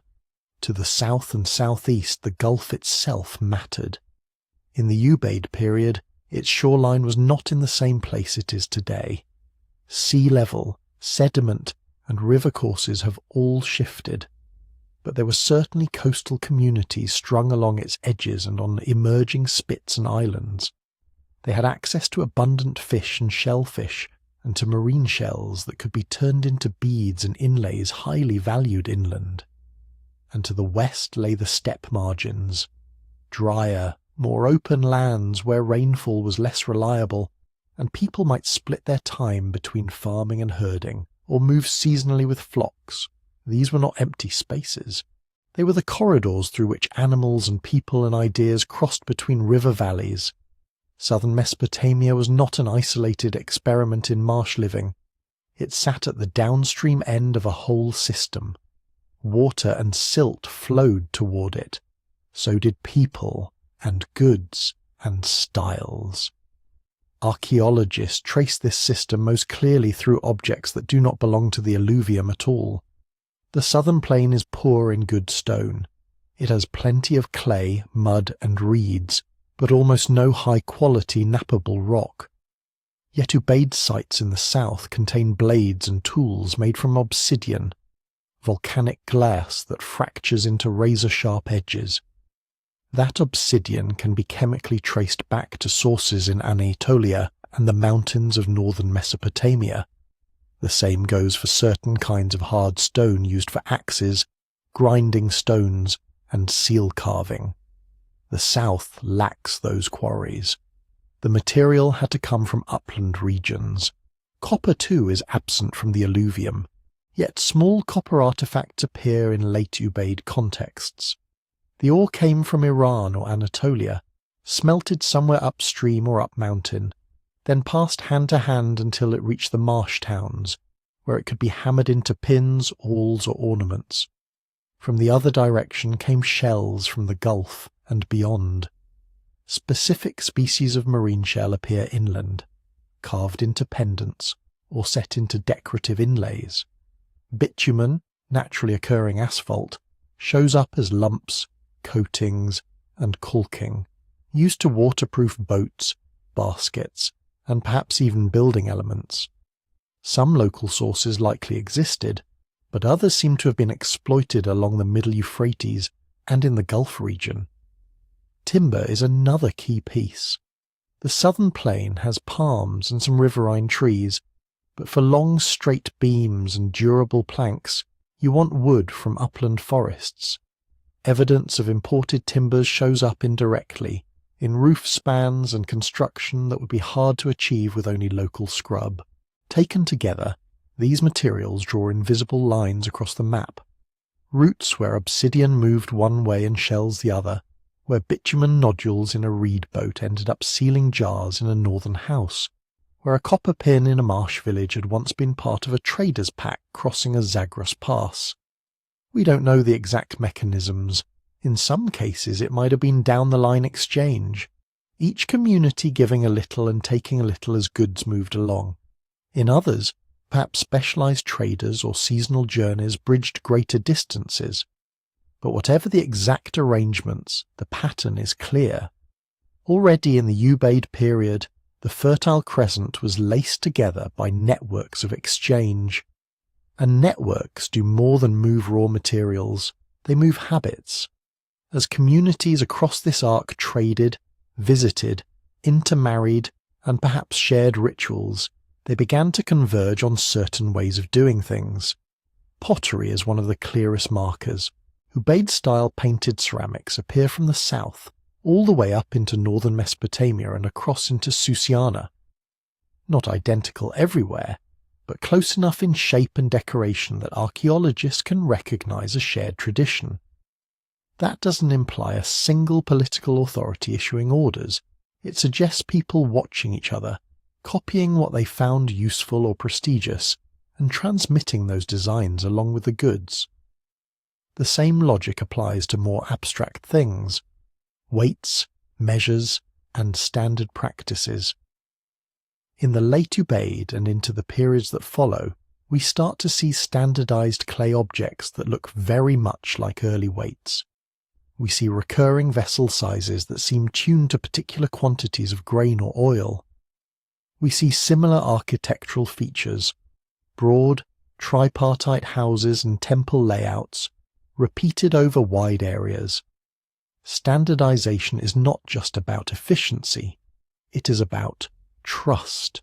If you and I both agree what a measure of barley is, if a bead of a certain shape signals a known quantity or a known status, then trade and cooperation become easier. Misunderstandings and arguments become less frequent.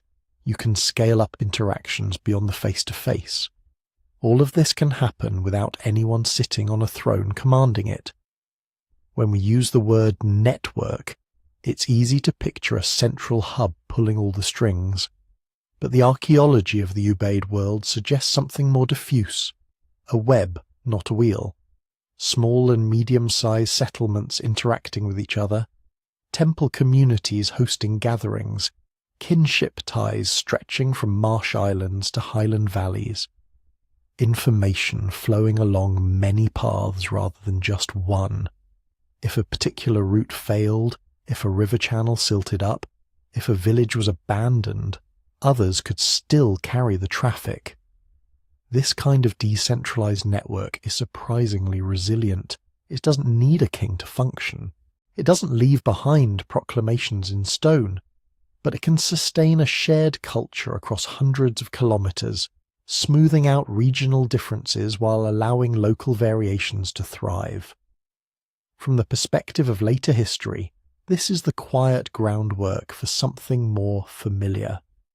Because over time, not all nodes in the web remained equal. Some settlements sat at particularly advantageous crossroads, where river met canal, where upland routes descended to the plain, where marsh channels funneled traffic past a single mound with a conspicuous temple. Those places could start to act as hubs, drawing in surplus, craft specialists and pilgrims. Their standards of measure might become the standards. Their way of building a temple might become the model others imitate. Their elites might find ways to turn the flow of goods into a more formalized flow of obligations. The Ubaid network show us a world where urbanism is not yet about walls and kings, but about connections, a chain of proto-urban communities loosely linked across the Fertile Crescent, sharing goods, styles, and ideas through repetition rather than command. In the next phase of the story, some of those nodal points, places like Eridu and other early centres, begin to pull more strongly on the web around them. Populations thicken, craft and ritual concentrate. The watery villages and scattered tells do not disappear, but their relationship to the emerging hub starts to change. The network is still there, but now certain strands are tightening, and the first true cities are beginning to take shape at their intersections. If you walked into one of those emerging hubs on an ordinary day, what would strike you first would not be palaces or monuments. It would be the noise, rhythmic thumps of grinding stones, the soft hiss of a potter's wheel, the clack of looms as thread slipped through warp and weft, voices calling for water, for clay, for fuel. By the later Ubaid, some houses were no longer just houses, they were workshops. Pottery is one of the clearest cases. Early on, every household probably made some of its own vessels. But as settlements grew and exchange intensified, certain families, or certain courtyards, began turning out far more than a single household could ever use. Their pots are more standardized in shape and size, more consistent in their painting, their walls thinner and more even. In some regions and phases, we see evidence for true potters' quarters, dense concentrations of misfired sherds, wasters, and kiln debris. This is not the archaeological trace of a hobby. It's a production system. People whose daily work was to turn clay and temper into containers for storing grain, oil, water, and surplus food. The same pattern appears in other crafts. Weaving leaves subtler traces, but loom weights and spindle whorls cluster in particular buildings. Textiles are rarely preserved, but when you see multiple looms in a single structure, you're probably looking at something beyond domestic cloth-making. Fine, durable fabrics are not just everyday necessities, they become trade items, temple offerings, gifts that bind communities together. Beadwork and stoneworking tell a similar story. The southern alluvium has almost no good hard stone, but Ubaid sites show caches of imported materials, carnelian, lapis-like stones, marble and limestone, cut and drilled into beads, pendants and inlays. At some mounds we find concentrations of tiny drill bits, broken roughouts, and piles of discarded chips. Someone here knew exactly how to turn raw pebbles into polished symbols of status. Food itself becomes a craft. In some large Ubaid buildings, grinding stones and storage bins are not scattered, but organized. Long rows of querns, big communal ovens, installations that make more sense if grain is being milled and bread baked at scale. Perhaps for group feasts, temple distributions, or to feed labourers working on canals or platforms. All of this points to a simple but profound shift. Not everyone is doing everything anymore.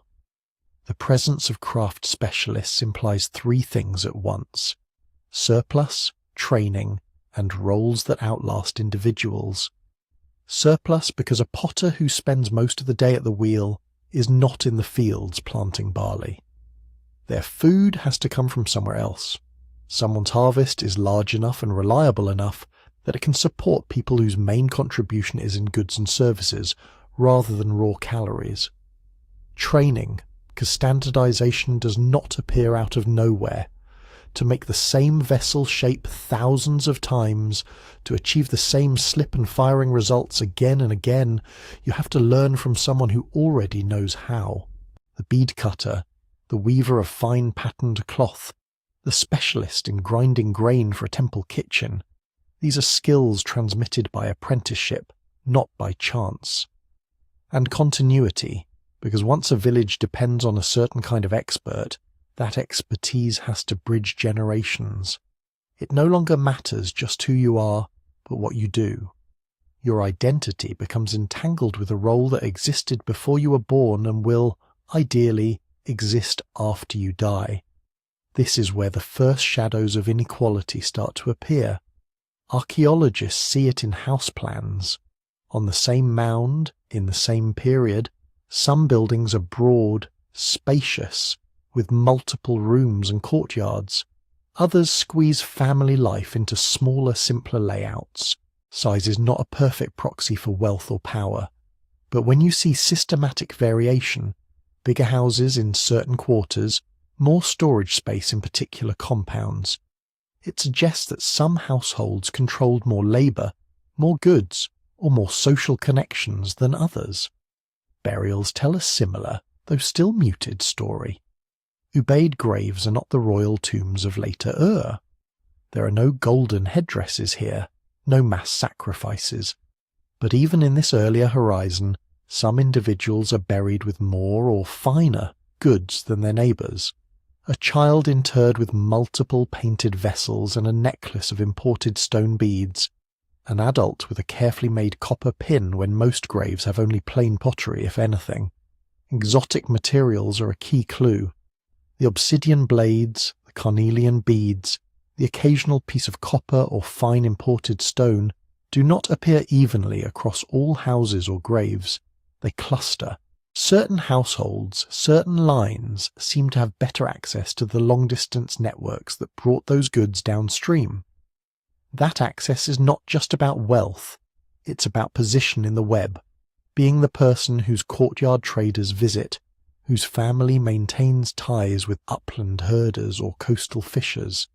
Still, we should be careful not to project later hierarchies backward.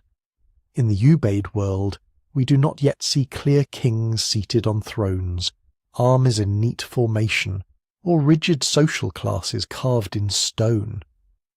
What we see instead is gradient, a gentle slope rather than a sharp staircase. Craft specialists might live in modest houses. A family with a slightly larger home and more storage might still farm alongside their neighbours. Authority could be situational, linked to ritual knowledge in one context, to control of water in another, to craft skill or trading savvy in a third. Complexity, in other words, can grow without a single obvious pinnacle, but specialization and surplus rarely sit still.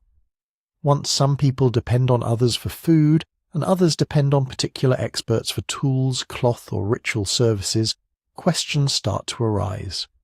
Who makes sure the grain reaches the potters at the right time? Who decides how much flour goes into the temple bakery and how much stays with the farmers? Who allocates imported stone to different bead makers, or assigns labour to keep the canals clear? These are governance questions, even if no one yet wears a crown. The more surplus flows through certain buildings, especially temples, the more those spaces need ways to track, remember, and justify what happens inside.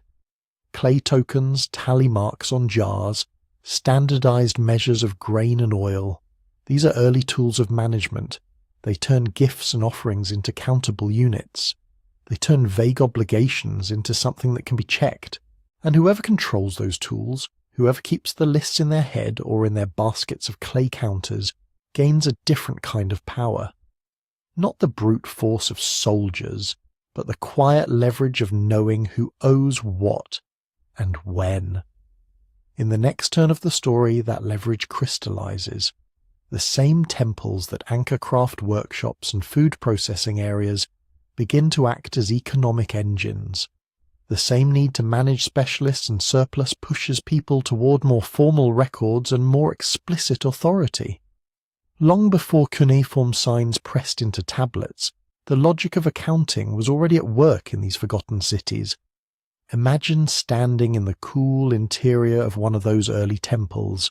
Around you, thick mud-brick walls, plastered and whitewashed, niches with offerings, perhaps a low platform for a cult statue, or just a carefully maintained empty space where a presence is believed to dwell.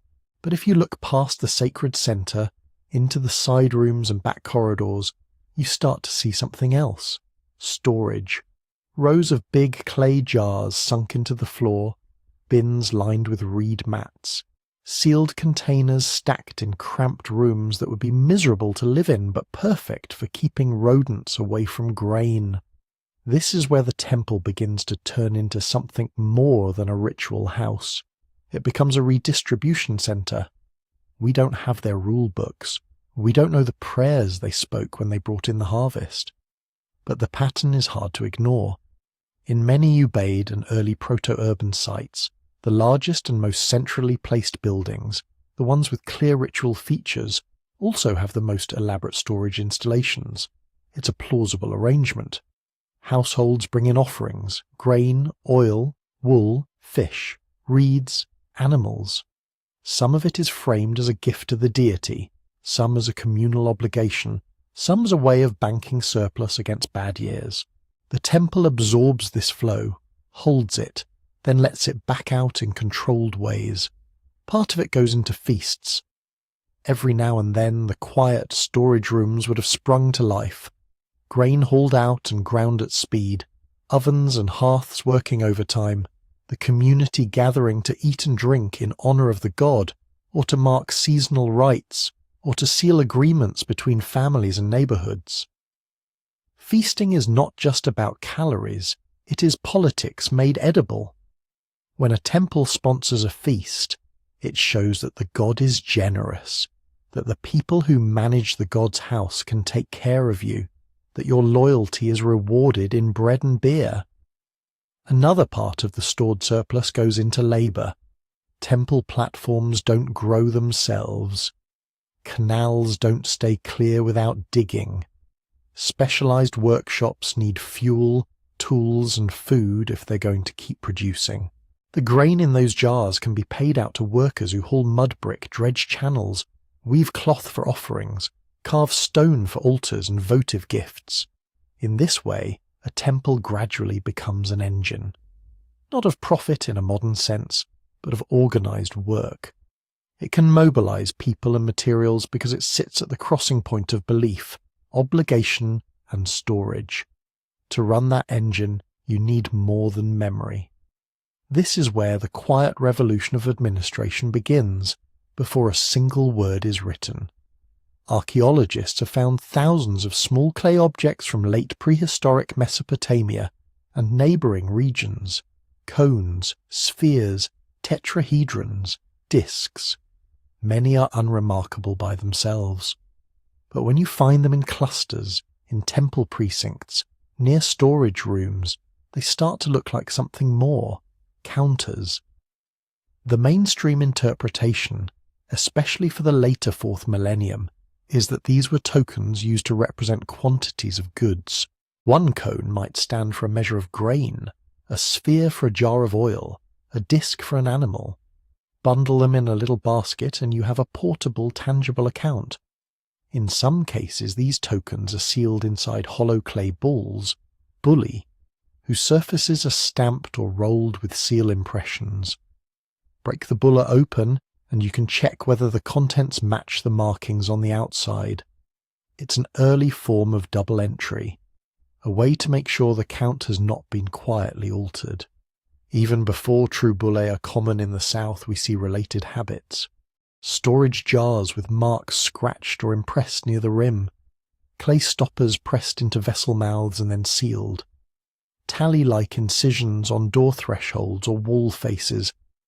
None of this is yet writing. There are no clear signs that stand for words, but these are administrative tools, ways of connecting a physical container to a remembered promise. And at the heart of this toolkit is one of the most elegant social technologies ever invented, the seal.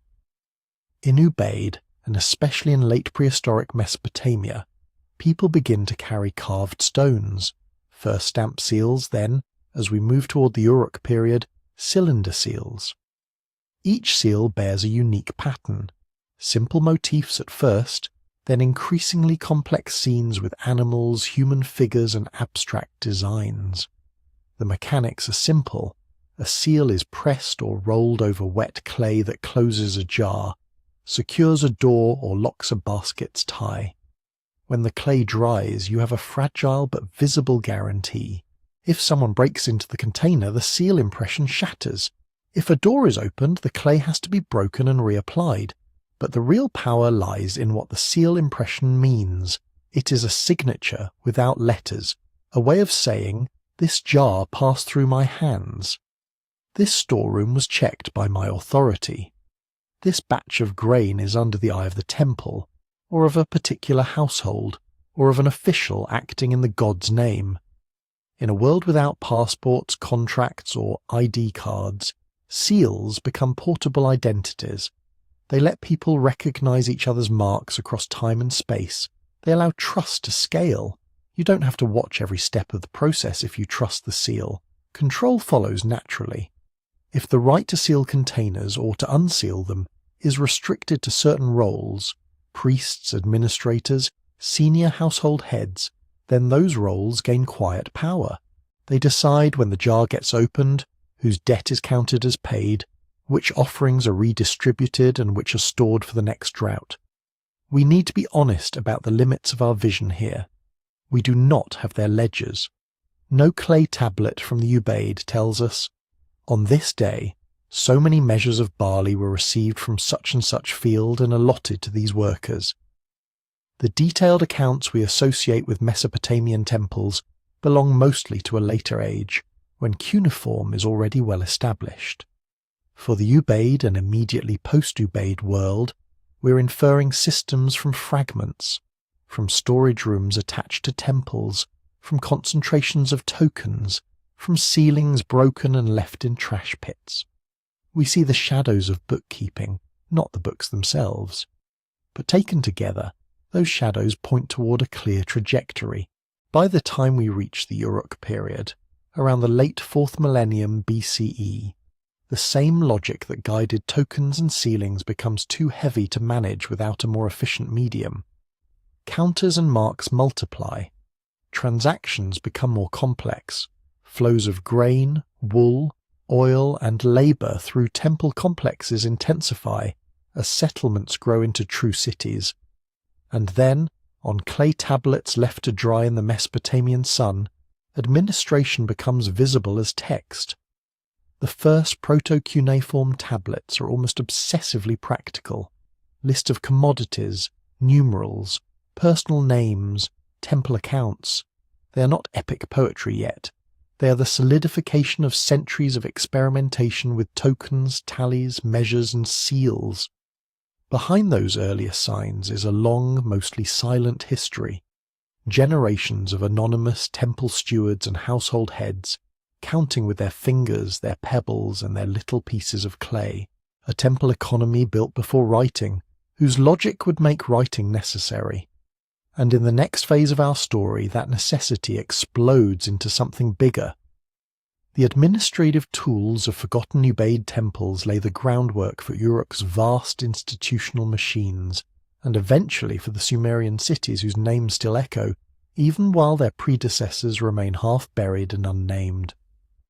When those first tablets appear, they don't drop into a vacuum. They land in communities that have already been changing for centuries. From the outside, one of the clearest shifts is sheer scale. Ubaid towns and villages had already grown beyond simple hamlets, but in the late 4th millennium, some of those settlements begin to swell into something qualitatively different. More houses packed more tightly together. Whole quarters given over to craft production. Temple platforms rising higher, not just rebuilt but enlarged again and again, layered like geological strata of human intention. In the south, the site we call Uruk is where this trajectory becomes impossible to ignore. Across a few centuries, the settlement balloons to perhaps 40, 50, maybe even more thousand inhabitants, depending on which estimate you trust. We should be cautious with numbers, but everyone agrees on direction. Up, population density spikes. Open space within the walls shrinks. The city becomes a machine that has to be fed. Feeding it means intensifying everything the Ubaid world had already been experimenting with. Fields around the city are extended and subdivided. Irrigation networks become more elaborate, more interlocked, more dependent on coordinated maintenance. The old pattern of canal digging as seasonal communal work starts to look like something more continuous and organized. Inside the urban core, production scales up. Instead of 1 or 2 household kilns, you get whole zones blackened by firing. Pottery becomes more standardized, thinner, wheel-finished in bulk. Textiles move from domestic weaving to large-scale workshop output. Bevel-rim bowls, those undecorated, mass-produced clay cups, appear in staggering numbers, possibly used to distribute rations to workers.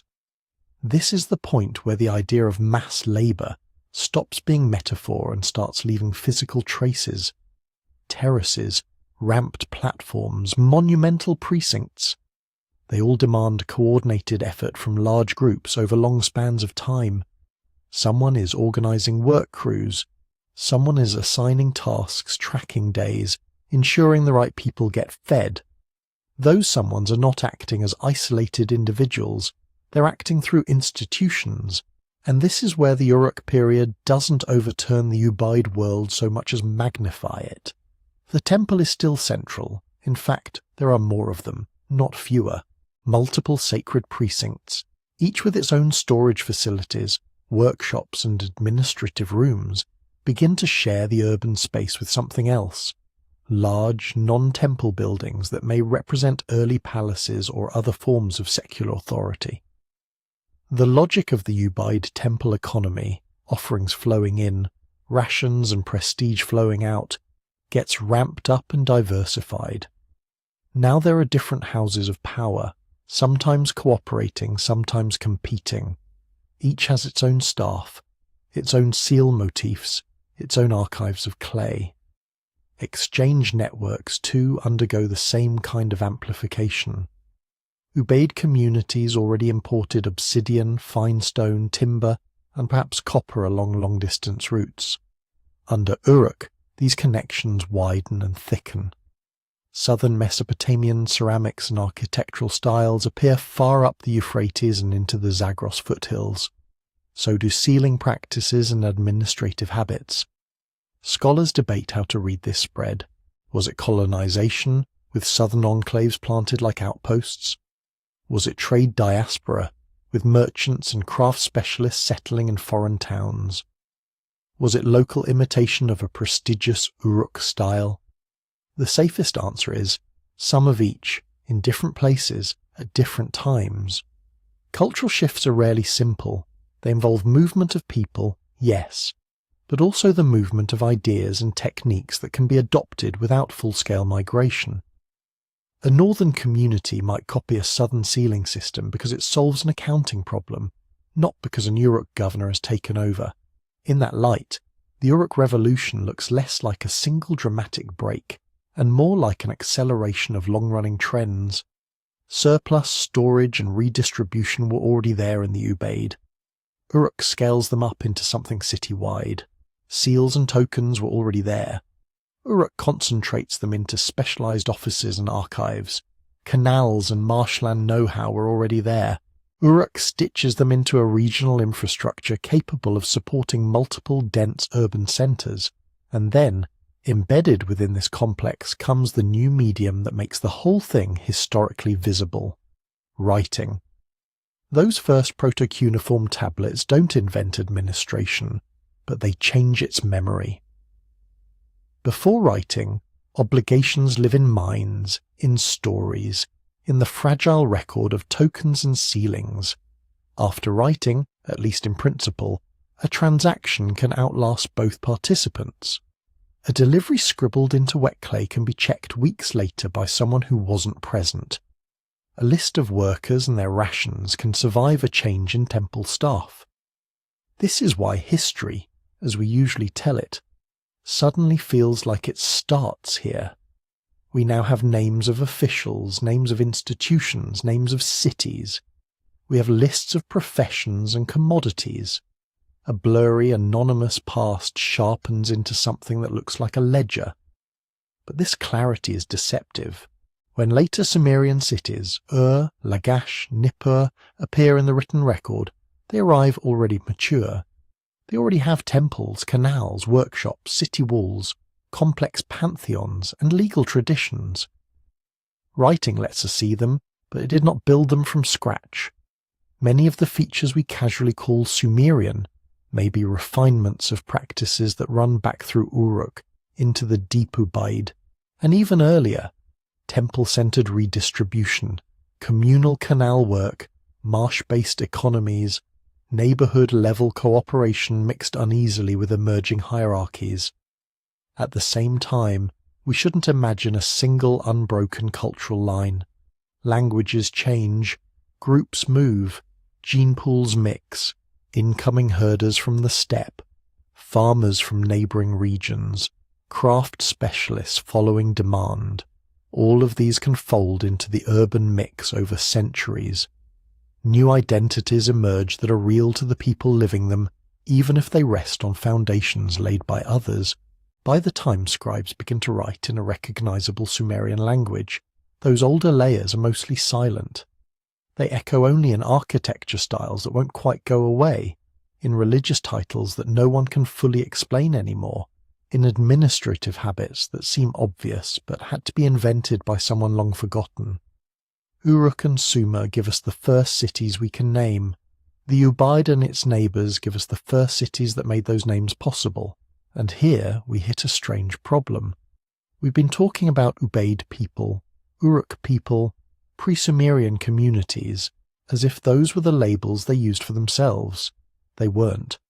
The first texts we can actually read are already Sumerian, and they're written centuries after the heyday of the classic Ubaid villages and the earliest temple platforms. Those tablets give us city names, divine names, personal names, and eventually even ethnonyms. Ways of saying us and those people over there. But they do something else at the same time. They look backward and project those names into the past. Later Sumerian scribes talk about before the flood, about early rulers, about cities that from time immemorial belong to such and such a god. They retroactively fold older layers of settlement and memory into their own story of who they are. That's not falsification. It's what human groups always do. We inherit landscapes, shrines and canals, and we write our own identities over them. For archaeologists, though, this creates a tangle. The potsherd lying in the dirt doesn't come stamped with a language. A wall foundation doesn't tell you what the people who laid its bricks called themselves. Material culture is stubbornly mute on the question of ethnonyms. You can have a very distinctive style of painted pottery, a particular way of building houses, a shared way of arranging graves, and still have no idea what language was spoken in those rooms, at those ovens, on those doorsteps. Sometimes styles and language groups do roughly track together, but it's not guaranteed. Pottery can move through trade. Building techniques can be copied between neighbours. People can switch languages over generations without changing their preferred roof shape.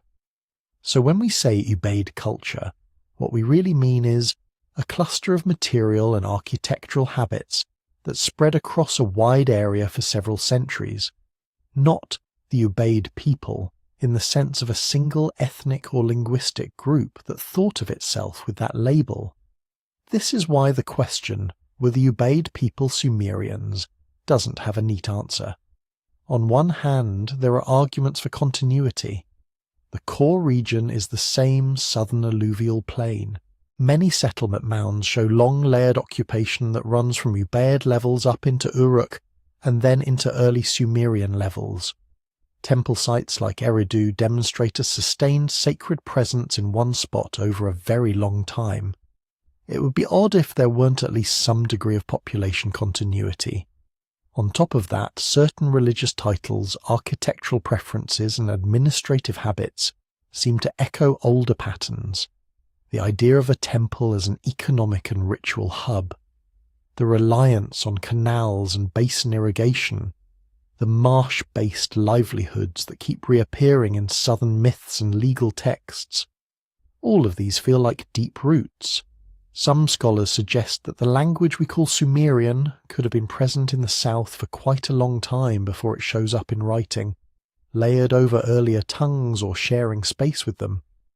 On the other hand, there are solid reasons to be cautious. We don't have any Ubaid period inscriptions, not a single sign that we can confidently tie to a spoken language. Whatever was being spoken in those early villages is invisible to us, unless it left traces in later loanwords or place names, and those are very hard to tease apart. We also know that southern Mesopotamia was never isolated. Even in the Ubaid period, we see evidence for long-distance contacts. Over the centuries that follow, people arrive from the north, from the east, from the Arabian littoral. Herding groups and farming groups, traders and craft specialists, all filtering in and mixing. Languages can shift under those pressures. A prestige tongue associated with temple administration can spread. Local dialects can be absorbed or pushed to the margins. Ethnic identities can emerge, fade, and reconfigure, even while the irrigation canals keep running along the same alignments. So the responsible thing to say is simple and unsatisfying at the same time. The builders of the first temple platforms in the south may well be among the ancestors of the people later called Sumerians, but we cannot equate Ubaid culture with the Sumerian language community in any straightforward way. We can argue for degrees of continuity in place, in practice, in sacred geography. We cannot reconstruct their self-chosen names. Part of why they're hard to name is that the past itself keeps getting rebuilt. Southern Mesopotamia is a floodplain. It remakes its own surface. Clay dissolves, mudbricks slump, wood rots, reed mats, woven baskets, painted textiles, carved wooden cult statues, leather, thatch, all the things that filled those houses and temples are almost entirely gone. What survives best is what was least alive. Foundations, kilns, the lowest courses of walls, the burned patches where a fire baked the soil by accident. Then later people arrive and build on top. Uruk levels slice into Ubaid levels. Sumerian rebuilding cuts through both. A later temple might reuse older brick, keeping an outline of an earlier floor plan, or it might shear off the upper layers of an older platform entirely, leaving only a ghost of its footprint. Archaeology has to work through this palimpsest, scraping down from newest to oldest. It can reveal earlier phases, but each phase is incomplete, partly erased by the next. It's not a deliberate wiping of memory. It's the normal process of living in one place for thousands of years. Even our categories can mislead. We slice time into Ubaid, Uruk, early dynastic, because we need handles. But those are scholarly boxes, not lived identities. A child born in a village at the tail end of the Ubaid horizon didn't wake up thinking, I am the last of the Ubaid people. They thought of their kin, their town, their local god, maybe the nearby marsh or canal. This same layering complicates how we think about floods. Mesopotamian literature is full of them. The Sumerian king list talks about kingship descending from heaven to one city after the flood. The Epic of Gilgamesh preserves a detailed flood story that later echoes into other traditions. People sometimes point to these texts and imagine a single cataclysmic event that wiped out an entire forgotten civilization, leaving only myth behind. The geology and archaeology paint a different, more patient picture. On a low, flat floodplain crossed by rivers that shift and swell, serious flooding is not an exception. It's a recurring feature of life. Over centuries, different cities and villages would have been hit hard at different times. Some floods would be local, others more widespread. Some settlements would recover, others might be abandoned, their mounds softened and reworked into fields. Those experiences leave physical traces. Sudden layers of silt, house floors sealed under water-laid deposits, abrupt breaks in occupation. We do see such layers at some southern sites, but not at the same date everywhere, and not at a scale that screams world-ending. So a reasonable reading is this. Real floods, many of them, over generations, shaped both the landscape and the imagination. Stories of the big flood, accreted details from different local disasters, were polished by storytellers and eventually written down in forms that suggest a single cosmic event. Memory here is not a perfect chronicle. It's a weaving together of repeated experiences into one powerful narrative thread. That doesn't prove a single lost civilization under the mud. It shows us how communities living with rivers that could suddenly turn violent tried to make sense of that danger and of the fragile continuity of their own cities. Which brings us back to the nameless builders. We may never know what words they used for themselves, or what language they argued in over irrigation ditches, or how they pronounced the names of the spirits they thanked when a harvest went well. But their absence from written history doesn't mean they're truly gone. We can still sense their decisions in the way early streets bend, in the standardized measurements of bricks, in the careful orientation of temple corners to cardinal directions.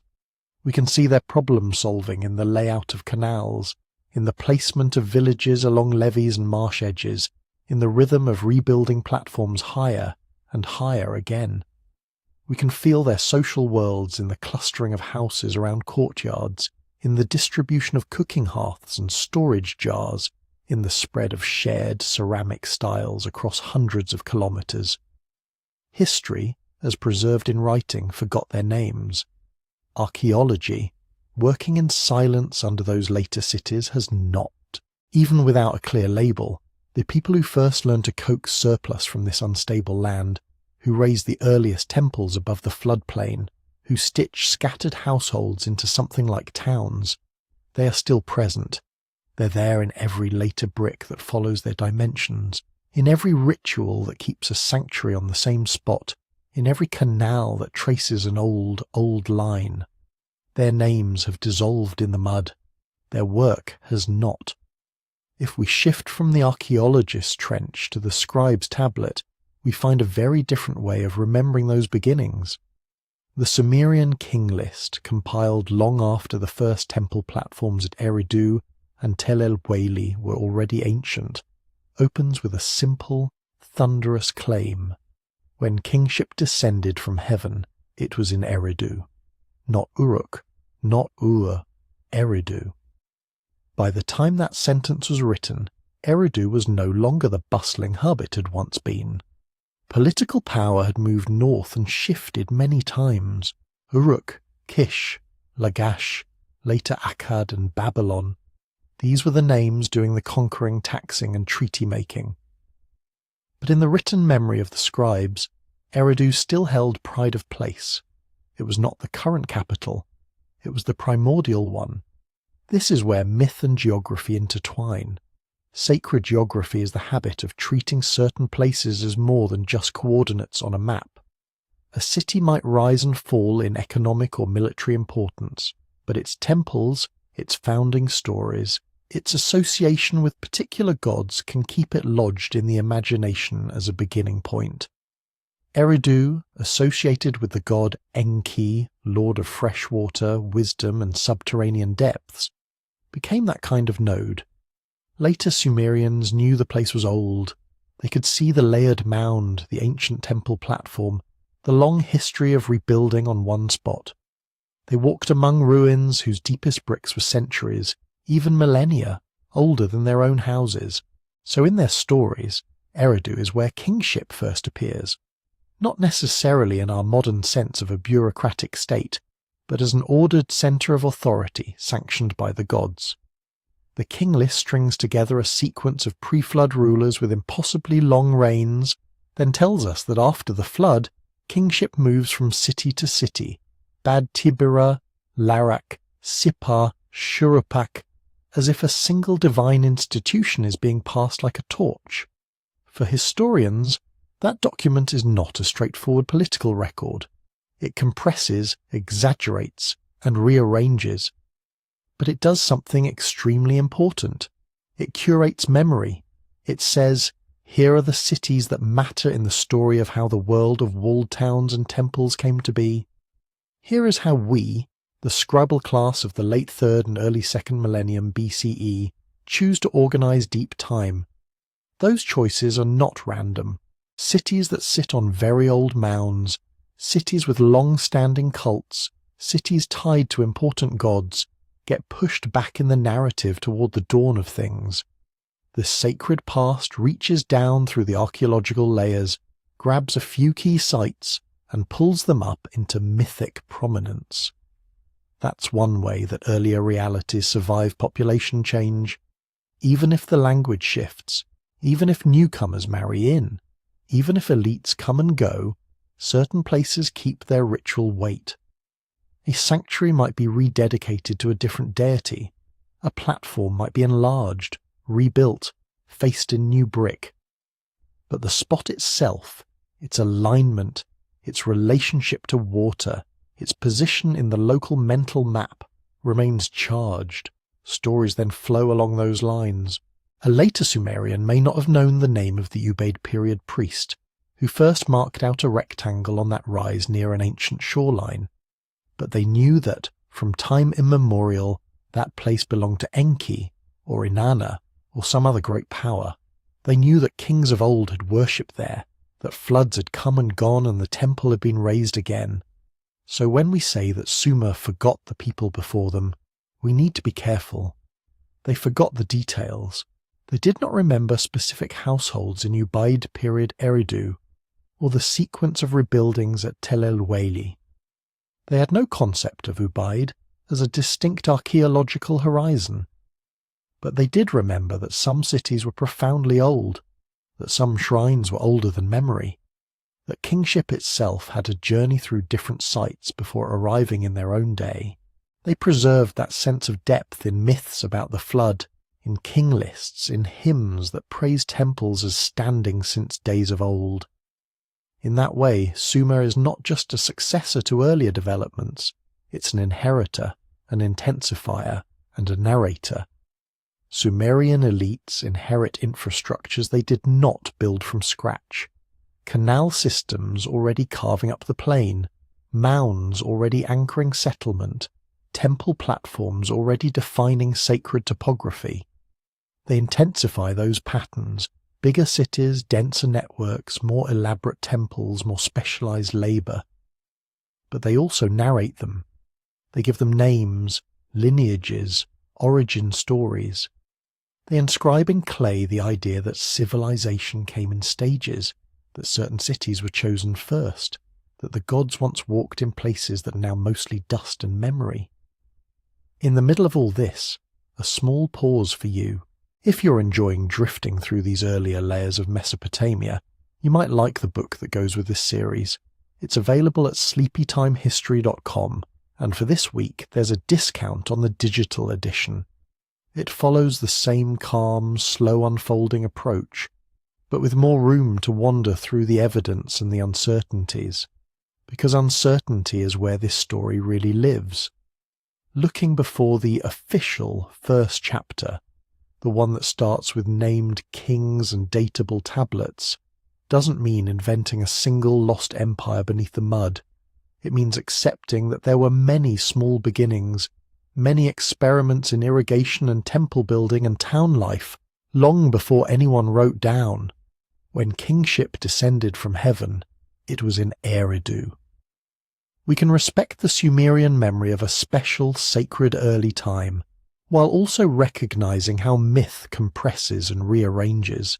We can let the king list and the flood stories guide our curiosity, without treating them as literal blueprints of an erased super-civilization.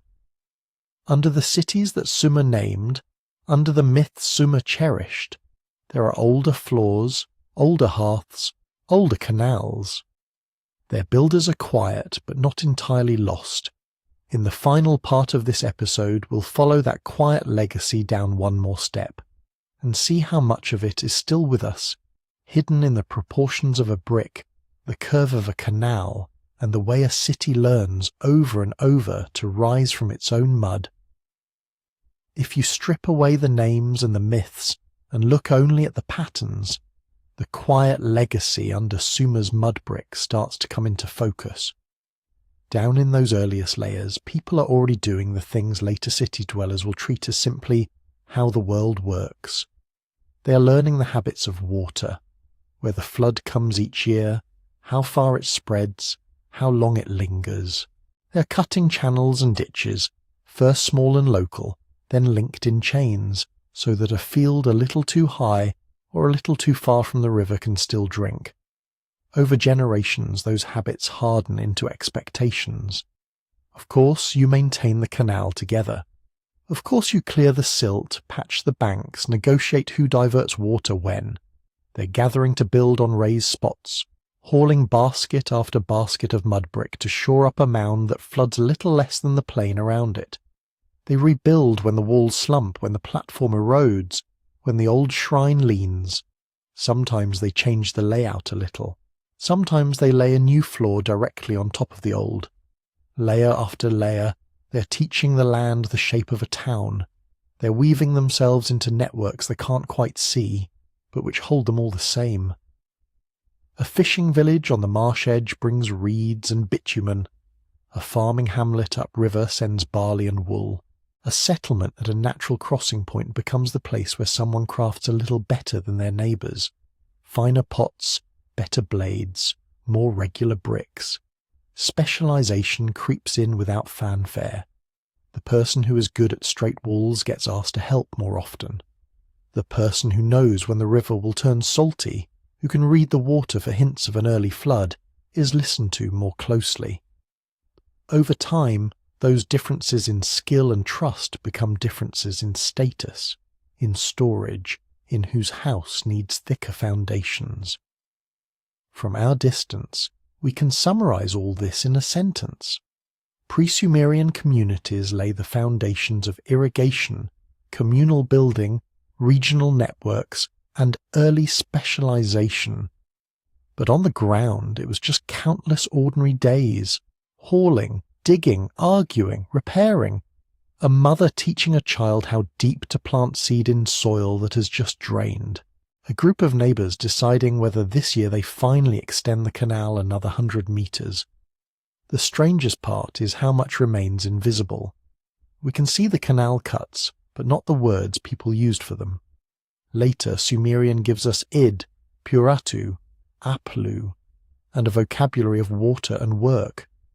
Before that, we don't know what people called the rivers that sustained them, or the ditches that failed and had to be dug again. We do not know what they called themselves, or what distinctions they made between us and the people in the next marsh over.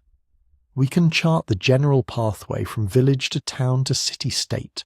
More people, more storage, more walls, more specialized buildings, but the exact routes are blurry. Did authority rise first from temple households that managed grain and offerings, or from lineages that controlled key canal junctions? Did some communities leap quickly towards centralization, while others stayed loose and village-like for centuries? The mainstream archaeological picture gives us broad trends. The fine grain of identity, language, and decision-making is still mostly lost in the mud.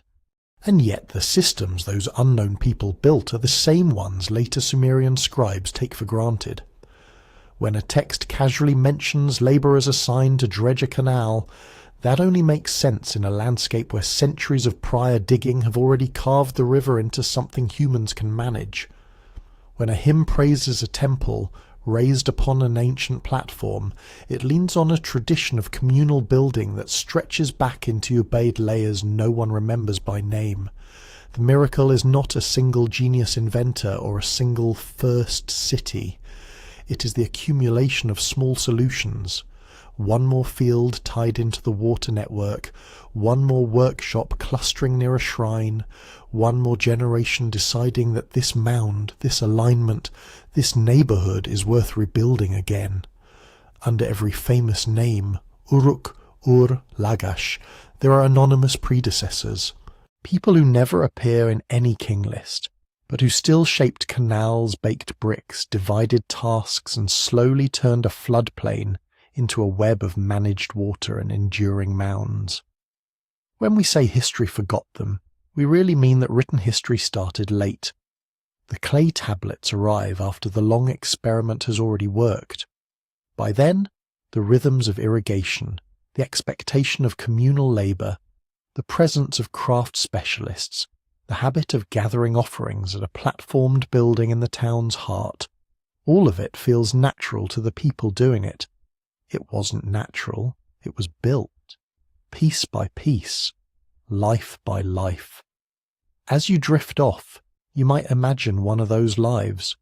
Not a king or a priest, just someone carrying mud in the heat, or steering a reed boat through a narrow channel, or tracing the lines for a new wall on ground that has held walls before, not knowing that 6,000 years later people far away would be whispering about them in the dark, trying to reconstruct their world from broken sherds and buried bricks.